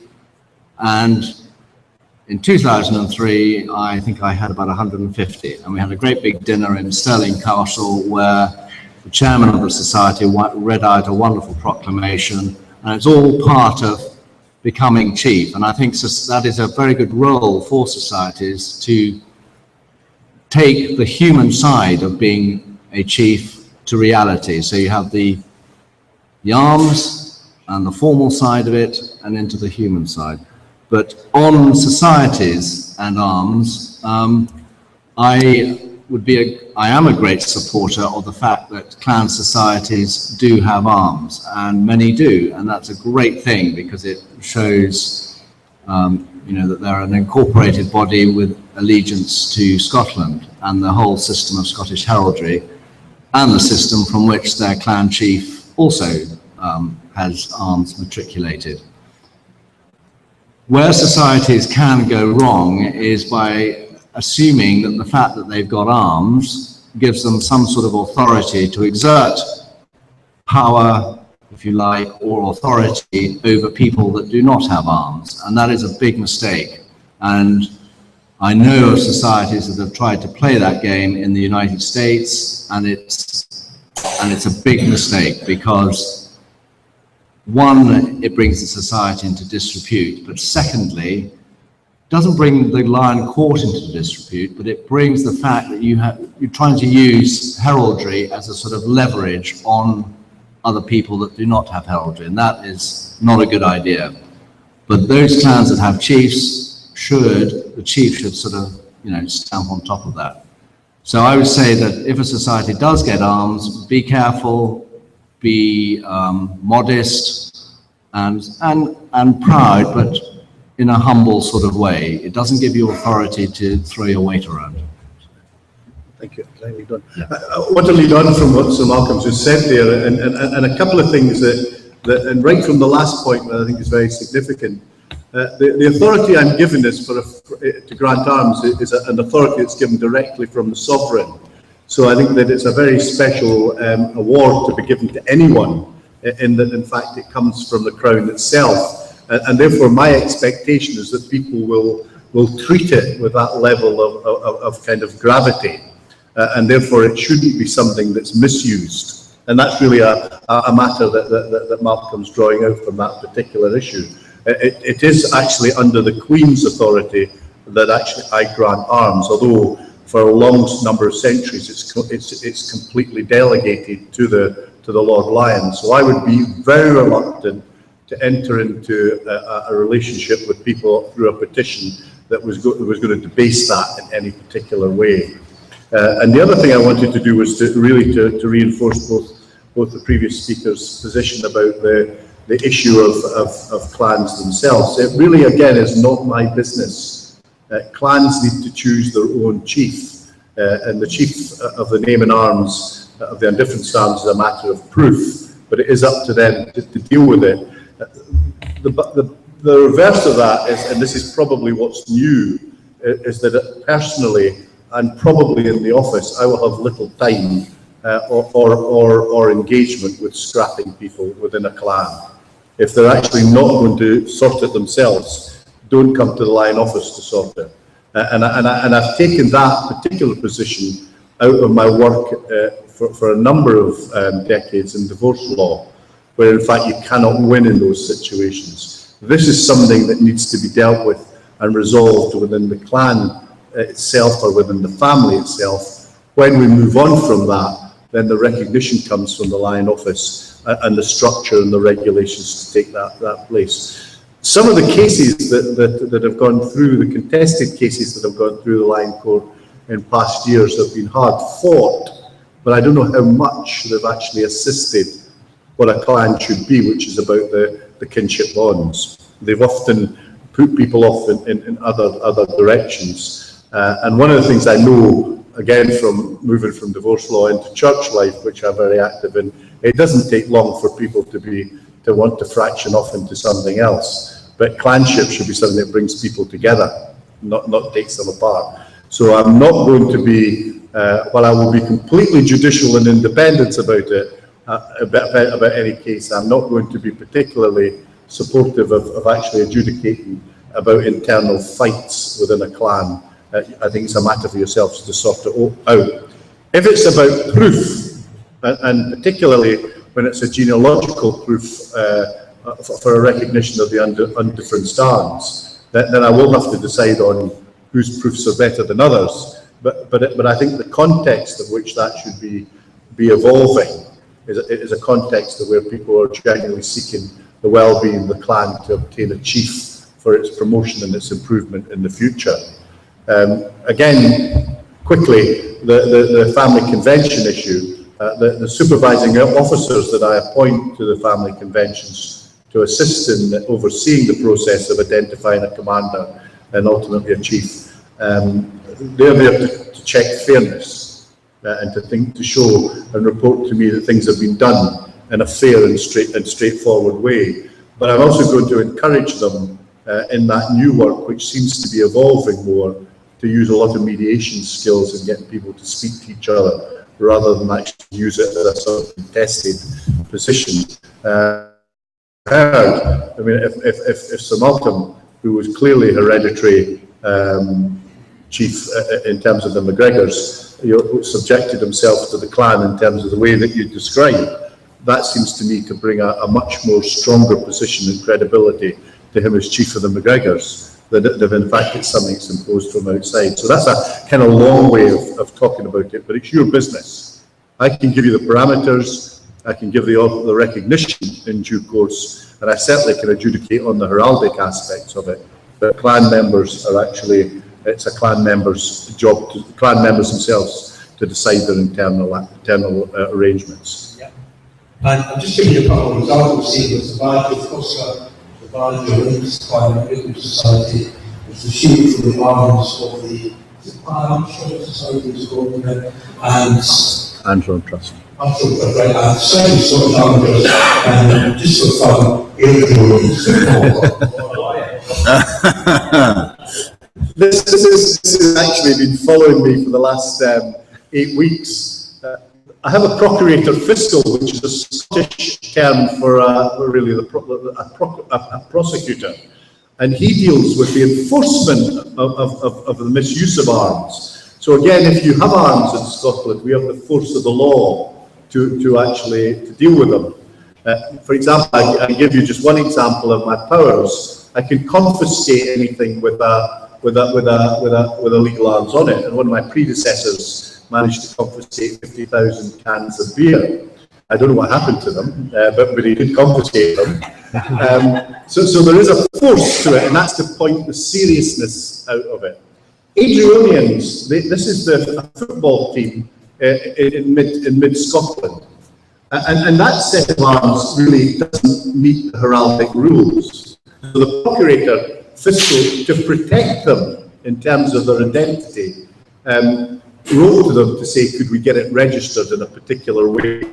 Now, the Adrionian supporters have developed a hate for the Lord Lion, and they have now a YouTube presentation of the Lord Lion dancing and then exploding at the end of it, because I've interfered with their right to their badge, as they say it. But we're trying to protect them, because someone could trademark this and take it away and use it, and all their goods would not be able to actually have it on it. But what's cheered me up about this whole process was a local paper newsletter headline that read, Adrionians nil, Lord Lion won. So I have it framed in my office, and I'm going to remind myself into it. But why I tell you that is to say that those who have recorded arms in Scotland have the force of the law behind them, and they're protected, and we want to make sure that dignity is kept. We feel quite already because as chief, I think when you stick to the business of science. We see all the time people say, my something that's dribble and harmful. I must be a second sort of fire. And they would always be something to look up anyone on the fruits of baby or whatever else. What we are in sense. Right. Okay, thank you, Bruce. The business of septs is one that is somewhat clouded in history, and this is this business of families within clans. Probably one of the best reference books on this subject is The Clans, Septs and Names of the Scottish Highlands by Frank Adam, which was latterly edited by Lion Innes of Learney. And that gives a good definition and good examples. Now, I think many clans, and I would certainly include my own in this, have been landed or taken up possibly a Victorian tradition or method of showing that their clan is the biggest, the widest, the strongest by listing every single name you can possibly think of with your clan. And in the Clan Gregor, our Clan Gregor Society in Scotland lists something like 50 names. Well, that cannot be right. And we're not the only ones, but some of them are right. So the best thing is probably to isolate the ones you really are sure about and say these are sept names. But using the word sept is slightly perhaps not correct. Sept, as I understand it, is an Irish word, and the Irish clans and families call themselves sept names. And I know for a fact that the chief of Clan Donald does not like the word sept and will not really use it within Clan Donald, and they call them names, associated names. Having said all that, there clearly are some names that probably should be called septs. One might be, or one I think should be, would be the name McDermott, which is a name very closely associated with the Campbells of Breadalbane. The other name in Glenlyon, and they were allied and fought with the Campbells of Breadalbane. So that, in my book, would be a worthy sept. The McSporrans, who are the hereditary purse bearers of the Clan Donald, that would be a worthy name were the sept name for the Clan Donald, because the McSporrans had this specific role, and they were part and parcel of Clan Donald. If we were to take a name like Fletcher, the arrow makers, to the McGregors, and undoubtedly to other clans, would the Fletchers really feel that they are a sept name, which is what we do, a sept name of Clan Gregor? I think a Fletcher might take exception to that and say, well, we made your arrows, but we moved around Argyll, using our craft and helping to equip the fighting men with their arrows. So it's a tricky one, and I think clans and societies should be careful as to what they're using as a sept name, and instead of perhaps using septs, just use associated names. So what you could do is you have a list A, sept names, and it's absolutely confirmed in history, and maybe using the Frank Adam book, 2 or 3 names, whatever it is, and then associated names, which I believe is what Clan Donald do. Again, it's all part of this authenticity thing, which did get out of hand in Victorian times. The Victorians did great things for our clan network, but they got carried away with themselves, led heartily over the hills by Sir Walter Scott. But that's another story. Right. Andrew?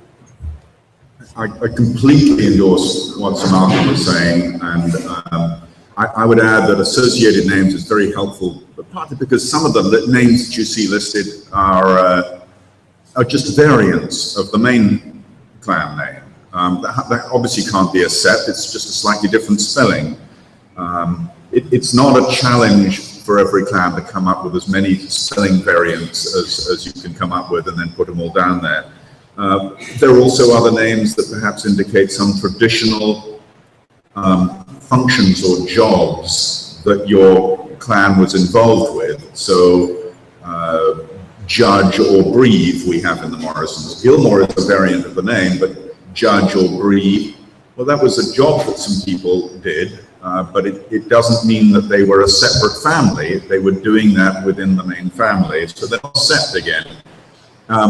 And one quick comment on this, it's not quantity but quality, I would say, when it comes to sept. In other words, one of the names that Morrisons used to list on ours was Smith. So half the world are Smiths, it seems like that, but we got Smith down there because, again, that was a function, a job that people like the Smith of Harris, the Governor Harris, the poet down in Harris had, and a lot of Morrisons were Smiths. But that's not a sept either. That's lots of people are Smiths all over the world and all over the country, and it's got nothing to do just with Morrisons. And so it's absurd for us to put it down there as a family name. So. Stephen, Andrew. To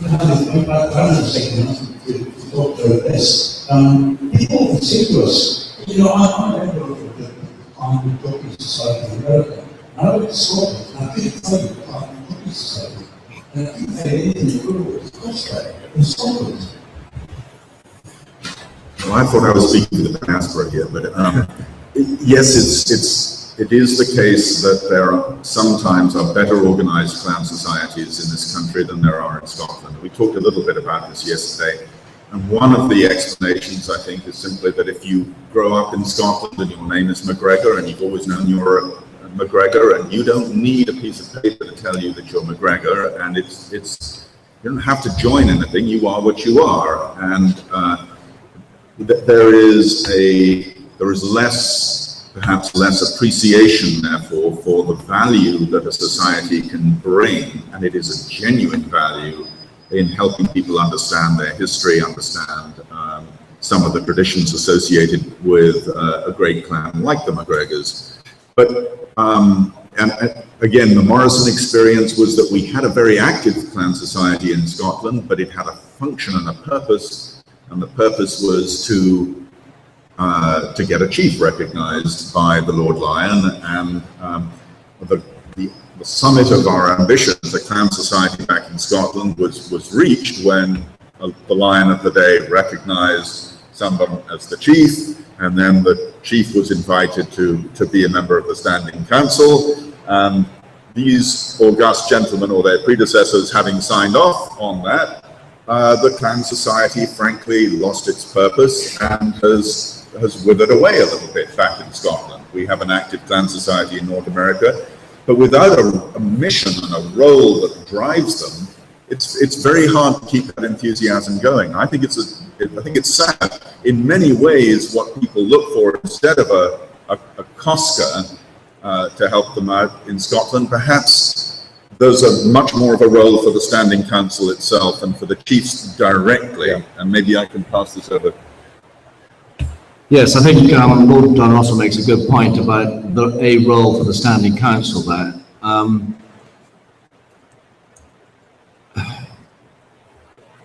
An organisation like COSCA in a country like America undoubtedly serves a very good purpose, and it brings different clan groups together and families into a network, and they all come to events like Loch Norman Games. In Scotland, we simply don't need such an organisation, or if we did, there would be one. And you know, in the I suppose in the Victorian times, when clans and families really were gaining an ascendancy, or there was the Great Highland Revival, they locked into Highland Games, sported their tartan, their wares, and the chief had his tail, and it was all very prominent. By the tail, obviously, I mean piper, banner bearer, and anybody else that he wished within his entourage. And the fact that clans in Scotland gather on their own territory, that is one of the essential elements of clanship in Scotland. And the chief is normally there, and if there are issues or questions about your clan, well, you ask the local clan society or family history society or even the clan chief. But in America, Australia, New Zealand, it's a different game. And I think the essential reason why we don't have this network like a COSCA in Scotland is because of the clans are there, and we're there in our ancient stomping grounds. I think there is a role for the Standing Council which needs to be thought of, and with the idea of Lord Lyon's sort of more inclusiveness, reaching out, we would consult perhaps with him as well, because inevitably heraldry would come into it. Yes, good point. What there is at the moment is an organisation called the Clans Forum in Scotland, which is actually driven by the Scottish Government, and it's principally, well, by the Minister of Tourism, Mr. Fergus Ewing, and it's a good thing. And the reason why it is good is that the Scottish Government are trying to bring, although there is an acknowledgement of the role that the clans play in rural areas in developing local economies and promoting rural areas by means of projects such as archaeology, gravestones, museums, that sort of thing. And so the Clans Forum, which is chaired by the Minister of Tourism, encompasses groups from the Highlands, the Lowlands, the Borders, and I have to say from America, which is great. And we have COSCA on it, we have the Scottish Australian Heritage Council on it, and we have the American Scottish Foundation. So it is good that there is recognition of the diaspora on a body like that. And this did evolve out of an organisation called the Highland Clans Partnership, and that body, which was mainly based around Inverness, basically went nuclear over the issue of Visit Scotland, the tourist board, and they had very good points about how the tourist board was really failing to support clan activities, Highland Games, and so forth in remote areas around Inverness. So Lord Cromarty and the Mackenzie Society, Hector Munro, Fowles, did a great job in getting that Highland Clans Forum going, which spawned the Clans Forum. Part of the question at the bottom is about what's the Lion Office role in this. Let me first of all confirm the position that's been stated, that really the Clans development rests with the chief and the Clans people themselves, and that's very significant to actually get that right, because that's where it comes. Second thing to say is that the Standing Council, I believe, to be growing in significance about how it looks to what the kind of strategic development should be of the clan system. And that's something that's very important. From the Lion Office's point of view, we've often and historically stood back from this. My position is that really what support I can give, I will give. And part of my programme is to actually engage with the clan associations and clan families at home on request. So it's not for me to set anything out, but on request. And I have a whole week planned in June to go to Inverness, just to go to clan occasions, and I'm delighted to do that. So it's in a supportive role. The other thing that I would want and again, it's by way of encouragement, is to look at how we can develop collaborative approaches to reach an understanding about this issue, because it's not a static issue. And it's also an issue that we face in Scottish society, where there are diminishing memberships of everything, and we need to work out what it is that we're trying to do to turn that around. And this is one of the areas where I think there's a lot of potential, and the Lion Office itself will do what it can, but it's not. We would be crossing fairly substantial rules if we started to say what should not happen. It's a matter for the clan itself, and we're a supportive role in that. Huge topic. Something that's been exercising a lot of people in Scotland recently is the business of who owns land and should own land, and what is the responsibility of a landholder to people want land and associated with it. And that's particularly the case of traditional farming lands, which may or may not fall within the hands of an individual person. Yeah? So we're asking Martin if you would kick off this thorny issue. Okay, thanks again, Bruce. Right. I think, yes, land and who owns it and where is it and how big is the ownership, it has always been an issue in Scotland, and I think it is now acknowledged in Scotland that there is there is a problem with the amount of acreage that some people own, and whether one can do anything about that, or whether anything should be done about it is perhaps another discussion, or we can have it this morning. I don't mind at all. But I think one of the things is difficulties is trying to understand where, how did this land, come into various individuals' possession. And we talk quite often about the clan lands, and who does actually own the clan lands? Who owns Glen Gyle, which is a very famous glen of Clan Gregor? Who owns Glen Lyon, which was very famous in the lands of the old, or late Lord Breadalbane? I think the first thing to just sort of say is that last year we commemorated the 700th anniversary of the Battle of Bannockburn, where Robert the Bruce succeeded in enforcing his kingship of the Kingdom of Scotland by defeating King Edward on the field of Bannockburn. In so doing, he established his right to the Kingdom of Scotland as king. And once that battle was over, he rewarded those nobles who had helped him win that battle, such as the Earl of Argyll, the Lord of the Isles, and various other clan chiefs. And one of the reasons that he rewarded them with land because he was the king was because he wanted those particular areas to be subdued and kept under control. In the case of the Earl of Argyll, obviously it was Argyll, and there were pesky clans like the MacGregors and others who were completely out of control, and he wanted them stamped on.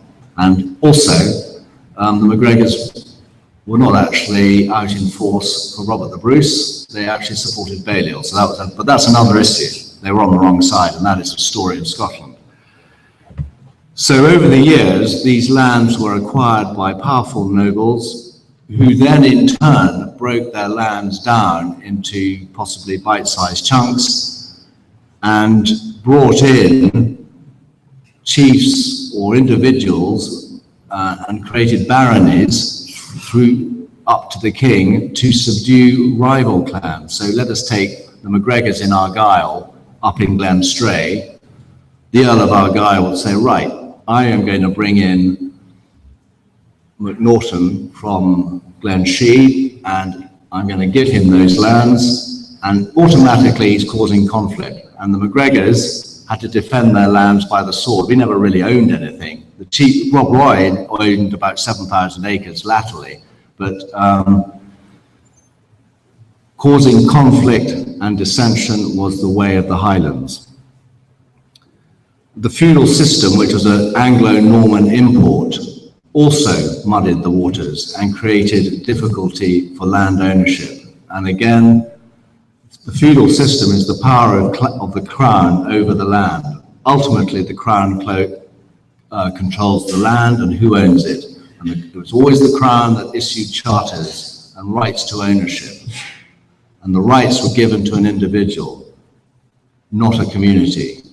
Very historically, of course, communities owned land, but with the Anglo-Norman advance into Scotland and the takeover of the kingship, Bruce, of course, himself was a Norman, or descended from Norman Bruces, and so that is how the system developed. And then, as time progressed, land came to be sold to other individuals, so that in the 1850s, you would have Sir James Matheson of Jardine Matheson, who'd made a massive fortune in Hong Kong. The drug runner. The drug runner.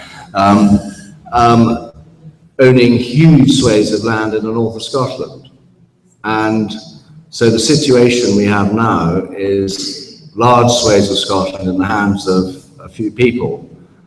And I suppose the biggest is the Duke of Buccleuch, who's sitting on 400,000 acres. And how he manages that is probably up to him.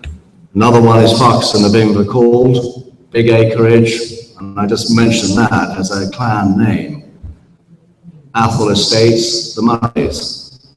But actually, when you think, I mean, Scotland's a big place, and I would just make the point that, you know, the King Ranch in Texas is 800,000 acres.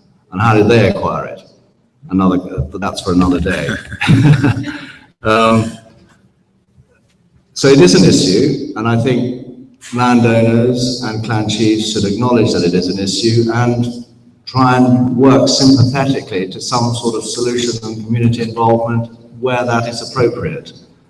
We don't have the Napoleonic Code, which was brought in by Napoleon, whereby estates and lands were forcibly divided up through numerous children. In this country, generally speaking, the eldest takes all, primogeniture. And you know, whether that should be changed is another matter. And it could be changed, but it would still take a long time, I think, for land to disseminate into more hands. Thanks. I think one of the things that's probably needs a little clarifying for people is when they look at these clan maps that are available, I think, in many of the clan tents, there is an underlying assumption on those maps, which is that you're looking at something which is one particular moment in time. And the reality is that the land was, as Sir Malcolm was just saying, changing hands all the time. It wasn't as if this particular clan owned or their chief owned those specific glens in perpetuity or for 400 years or whatever it might be. The maps were changing all the time, and Sir Malcolm highlighted some of the reasons why that was going on, with kings getting involved, with other nobles getting involved, with scraps all the time. So it's very hard to say, well, we should just go back and have our old clan lands at some point, because I think the courts will be tied up indefinitely. The other thing I think that is interesting here is the issue of death duties, and this may be something you were planning to get onto around the corner anyway. But it's a real fact of life, if I can use that term, in the UK. That when someone dies, if they have a lot of property, the heir has to come up with a large sum to give to the government. And this leads to estates being broken up, being alienated over the years. It's extremely difficult for an heir to come up with the money that might be needed to keep paying off every generation half the value of the estate to the government. So possibly there is a way forward for those traditional clan estates that remain in the possession of a chief and therefore are threatened by death duties. Maybe there is an opportunity to create something like a clan trust, and for a chief to donate some of the assets or all of the assets into a clan trust to prevent their being alienated and to avoid the need for death duties to be paid. Then the clan trust, maybe the chief would have an automatic role on that clan trust, but maybe this would help prevent further alienation, I suppose. And then that would open the door also to land use and repopulation and so on down the road. But I'd love to get some comments on that. I kind of reluctantly enter the debate about land ownership, but as a lawyer, I almost feel obliged to say that I mean, we've had land laws in Scotland for centuries, and it would seem to me to be an absolute bizarre position that today that we would deprive in those who have the real rights in this property. Whatever the history might be, it would create havoc with our present day legal system, and I'm not even sure there could be any form of real court challenge. If you own something, you own something. And I don't know where in the world, and particularly my understanding of Americans would be that if the government came and tried to take something from you, it would be they weren't legally entitled to do. That would actually be a very major issue to you. So whatever the historic position is, today, those who own it, the rule of law would say that they own it. What I can say in looking at as an observer into land law itself is that there has been an emerging development of the law that actually engages people with land usage, and I think that's important. And I think for example, the right of access laws that were developed recently, that people have the right to roam along land within certain conditions and within certain parameters. So there is a development there, and I think we've got to be careful not to just to flip back to that historic capture of time, that maybe when the clans owned that particular piece. That's part of the history, but the law's where we are today on it. If I could just make one more point, please. I think what Lord Dunrossell has talked about, ways of safeguarding clan lands, is a very interesting area, and some clans have done this. I believe Clan Donald did it in the 70s with support from the diaspora. They created this trust called the Clan Donald Trust, and on those lands, or Clan Donald Lands Trust, and on those lands, with American money, they built a museum at Armadale. And they did various other things. And they safeguarded those Clan Donald lands for Clan Donald. And it was a wonderful thing to have done. And where did it all come from? America. And it's an interesting case study. And most of us chiefs are very aware that the first thing that people do when they get off an aeroplane in Edinburgh or Glasgow, clanspeople do, is where are my clan lands? Point me in the direction, as they say to the porter carrying the suitcases out. And that is, and I don't say that flippantly, that is absolutely what clanspeople feel in here. They want to go to the clan lands, and they want to see the museum, and they want to see the graveyards, and they want to feel the land that their forefathers lived on, whether they were being bashed by Campbells or whatever it was. And the lochs that they sailed on, the boats they may have sailed around the island of Barra or wherever it was. And it is extremely important emotionally and culturally, and from a family history point of view. I mean, one of the interesting things that I mentioned Clandonald that the McNeils did was that the late Ian McNeil's father returned from Canada, bought the McNeil lands in about 1937 on the island of Barra. He died. Ian McNeil, who was a very eminent lawyer in America at Harvard and Chicago, he then donated the entire lands on Barra to the local community. And he rented out Kissimall Castle for a bottle of whiskey a year to the National Trust. So the National Trust took on the castle, the community got their land, the chief, McNeil of Barra, still lived there, and he was a much honoured man and extremely popular, and that was another way of doing things, and a very generous thing to do. So there are ways of doing this and involving communities, which ultimately we are about communities, and we're looking for ways to solve this problem. If you want an example of getting it really badly wrong, by the way, go to South Lake Forest. This is very England, there's really no Bruce family. And by getting South Lake, people always say it's trust, and he's doing in one room in the cottage to eat that before to eat. Yeah, completely boring, very well done. But so you see the plots. Has anyone, have you seen these adverts out of the place? Anyone bought one, which would make this one bought one. Bruce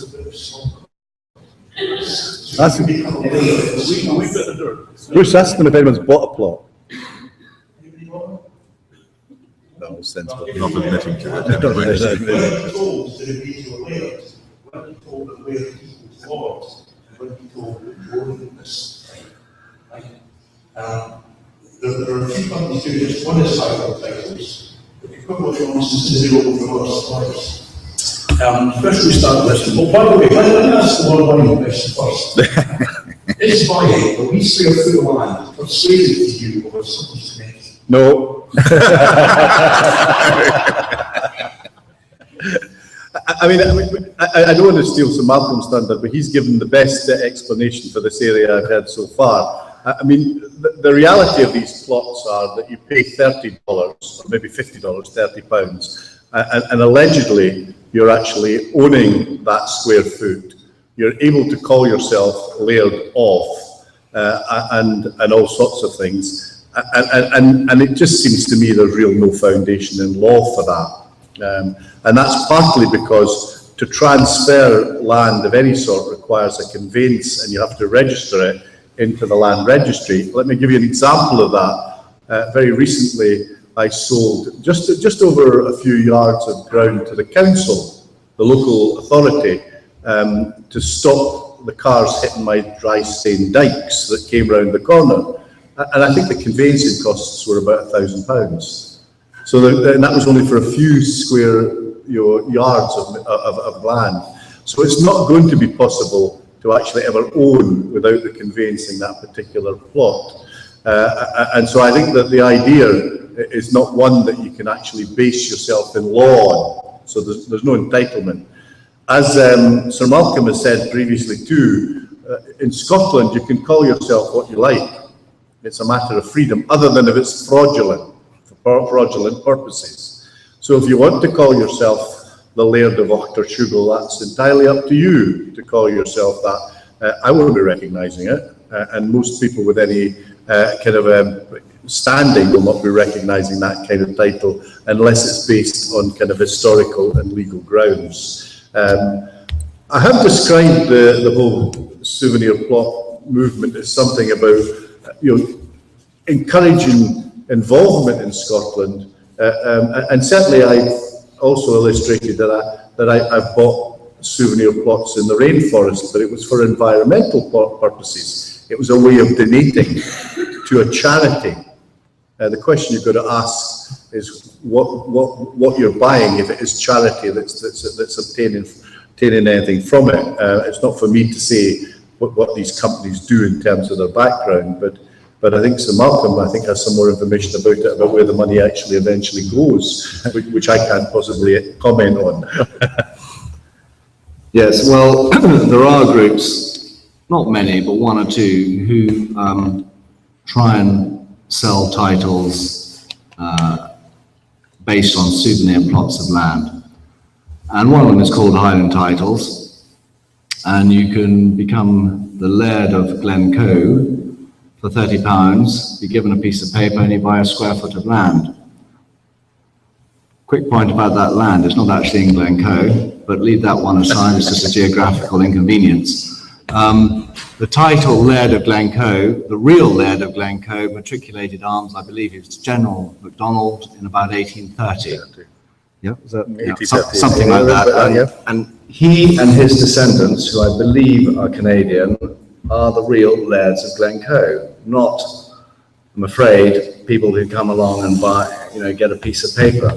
And as the Lord Lion has said, you can call yourself the Laird of anything, Lord anything, so why pay for it? And get a document made up and call yourself the Lord of Glencoe or the Lord of wherever it is, without even having to pay for it. We in Britain, we have, he's dead now, the great Lord Screaming Such, who was head of the Monster Raving Looting Party. And great man that he was too, very colourful. And why shouldn't he call himself Lord Such? And he didn't have to pay for it.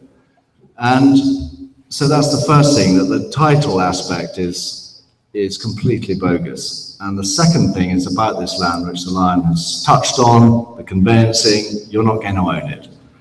And the third thing is the money trail, and that is important because groups like Highland Titles, they present themselves as charities. That's great, but charitable organisations should be able to, I think under law, have their accounts available for anybody that wishes to see what that charity does. But Highland Titles are based overseas, offshore, Channel Islands, and so it's very easy to conceal what is really going on. And so one, as the purchaser, how sure can you be that what you have purchased is going towards some sort of environmental concern? So in summary, it's caveat emptor, buyer beware, and these people primarily target the overseas team, the overseas Scots and the diaspora. And you won't see them at Scottish games in Scotland because everybody will just laugh them out of court, which has happened very recently by a group of young lawyers on the internet at Aberdeen University, and quite rightly so. Just one little extra note on that. You can call yourself whatever you like, but it's a question of whether you can expect other people to call you that too. And we had someone in San Antonio, Texas, where I live, who had bought one of these things, who I would say was a victim of one of these schemes. And he wrote off to the Scottish Society saying, you will now address me as, change my membership information to Lord this, and my wife as, you will address her as Lady this. And the Scottish Society called me up and said, do we need to do this? And I said, no. And, they can call themselves what they like, but you can't require other people to call you because it's not a real title. And again, we've tried to put the information on the Armiger's website. There are a few little instances here, and it says, number 8 is very short and simple, and I could have been quoting the Lord Lion word for word. It says, can I become a lord by buying a square foot of Scottish soil? No. It really is that simple. maybe I can just really just do this about. I just address the linguistic point. You see, where the was. Both these ones come from the same origin, slightly. Oh, live for us. The man who owns or looks after the bread is supposed to live with the express. Anyway, but the word sensitive and sensible come from the same origin, but they work with the same thing. It's not the same thing. It used to be the case in Britain that people would change the first name to something like Ward or Ken, and then they would ask the driving license or passport people to change their names, so the passport would say, they won't do that anymore. They will not do that. And changing names to people who do the rest of Scotland, Won't do. they won't do it either. And they won't try to do it. So, that's not right. Coming towards the end, I think it might be useful before we actually want to sum up very briefly. Are there any burning questions out there before you that anyone think that we should address in the comments? The questions don't go completely beaten down by this. And what amuses me more is not the 35 quote, it's the 75 million, 35,000 to buy a bounty. That's the greatest trust here. What they think the future is for this whole enterprise. Who do you think is helping? Who do you think is actually getting in the way of anyone to start democratically in years? I crave your indulgence for a moment, because what I said I would like to do at the end of this is just to inflict the ending of a little poem of mine on you. Actually, it was a ridiculously long poem, but the ending isn't all that long. And to try to use this to describe my feelings about this whole enterprise. So this is a poem about my going back to Scotland, taking my children back to the islands on various occasions, and so on. And the poem ends, "Our task, therefore, as poets and parents, is to stand in between the past and the future. It is first, like the doctors, to do no harm, first to ensure that nothing which reaches us fails to be passed on, and second, to unblock channels that can still be breached and refloat whatever was beached. And third, and only third, each may presume to be heard himself to add some tune of his own making." To my mind, that's what we're all engaged in these games and in these seminars, and I want to express my appreciation to COSCA for organizing these events here, and to the organizers of the games themselves here in Loch Norman and around the country, because this is a very important enterprise for me. This is what we should all be about. We should be about preserving the traditions that we can. When the arms, as it were, of the Society of Scottish Armigers were put up, it left out the motto down the bottom, which is all about, it says, Perge Mores Memor. So it is all about keeping the memory of those traditions alive. And I think that's what you're all here to do, and I applaud you for it. We are also extremely lucky to have some historians who are trying to go back further and find more traditions that we weren't aware of. Genealogists, historians do excellent work for us. And it doesn't have to end there. We have the celebration of the creative arts as well, and people who are coming up with new ways of doing things. So to my mind, we're doing, by simply taking part in these sorts of events, we're doing all of these things, and it's very, very, very important work. And with that, I want to pass it on to the people who are the real guardians of these traditions to my right. Well, I try to be a guardian of the traditions, and I think the poem from Lord Dunrussell shows what I've been saying earlier on, that if the emotional and cultural human aspect of this can always be at the forefront of what we do, we have a great future. It's not a numbers game, and people do obsess perhaps too much about how many are in the society and where they are from and who they are. But if we're providing good quality work, and I must say, I've seen really good quality seminars, caucuses, since I became chief in 2003.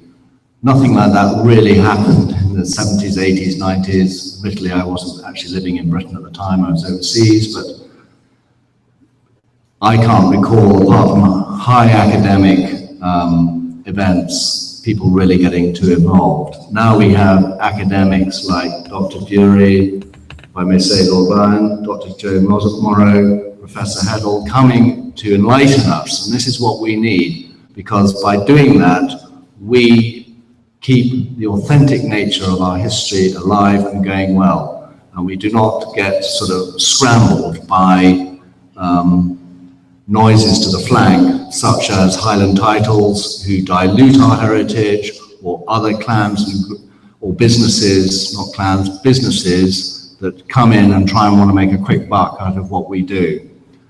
And that has to be avoided. But I think the future is good, so long as we keep this authenticity drive going. We have active involvement from groups like the Standing Council, the Society of Armigers, and the Lion Court where they can. And of course, your good selves in the clan societies with whom I thoroughly enjoy engaging and discussing these issues. I think I want to say from the Lion Court's perspective, first of all, a thank you for the hospitality I've received here, and I think we've all experienced such a great welcome, and I feel like I've gone back speaking to more people in 2 days than I've spoken to in 3 months previously, but it's the enthusiasm and the values that I respect greatly, and I want you to go with the view that with a partnership approach and collaboration, the kind of doors of the Lion Court are open to be approached, and that's what I would want the message to go out loud and clear. I've never really been a very intelligent person, so I've never had the creativity that in fact Lord Russell's given in his own poem. But our bard has a verse that I love, which is about his own upbringing, and he describes himself in 4 lines, which is, "My father was a farmer upon the Carrick border, and decently he bred me in decency and order." And for me, the key to these things is to keep that decency in order, because the decency and order gives us a kind of respect of each other and binds us in what it means to be Scottish. And also for those of you who are active in the clans, it gives you the bond of what it means to be a clan. So decency and order would be the motto I would adopt for the Lion Office in the days to come. But I can't say a bigger thank you to you for such a kind of wonderful experience here. And frankly, the only thing that was disappointing for me was I forgot to pick up the professor and take her home the day before yesterday. And I haven't actually ever experienced that for a wee while. I'm not that privileged to take so many women around, but in fact to leave one in the rain seems to me to be something that's going to follow me for the next several years. But I'm sure with all our panelists who want to say a thank you to you for the hospitality, and also a thank you to Bruce, who's done a great job to facilitate and move this forward. Well done, and God bless you all. Thank you.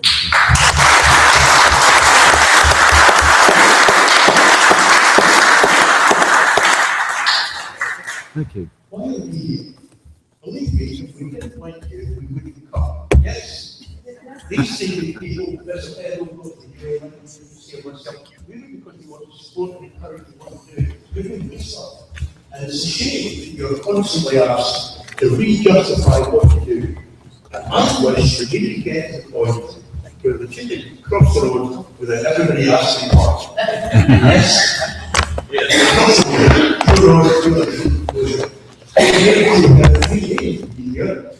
Slightly less cool, perhaps. Apart from that, it's been fabulous. And particularly whether you people can wonderful, I think you should all give yourself a clap for Richard. You've done a great job, yeah. You've done a great job. Wonderful job. You've done a great job. Wonderful job. We could even see what topics we were actually supposed to, even if we couldn't understand the word he was saying. their classes to our speakers. We very much appreciate them coming, and We very much appreciate it. We very much appreciate all of you coming, especially given what's going on That was an easy outside. job for me. I just got that great. That's a great way of doing it. That's the bit that I find hard. Is when I have to think Get about on what I with say. the rest of your day. You do If you're that. traveling back today, have a safe trip. We'll be here from COSCA. We very much appreciate you coming, and being here, contributing to the quality of what's been going on in the last 3 days. So again, thank you all very much. Safe travels. Thank you. Thank you. I'll see you soon, Malcolm. I hope you hear your news goes well. Hopefully we're there. No. Because it's pretty you can't get done for the summer or the garden. Yes, good. It must be quite hard. What is it, 5 acres? Up about 2.5, 12 acres. But it's still, it's a sort of garden designed by my father. You need to be a hands-on gardener, and being a logger, you know, cutter and chopper and a digger, which is what I am. You know, it's over my head what some of the stuff he designed and laid out.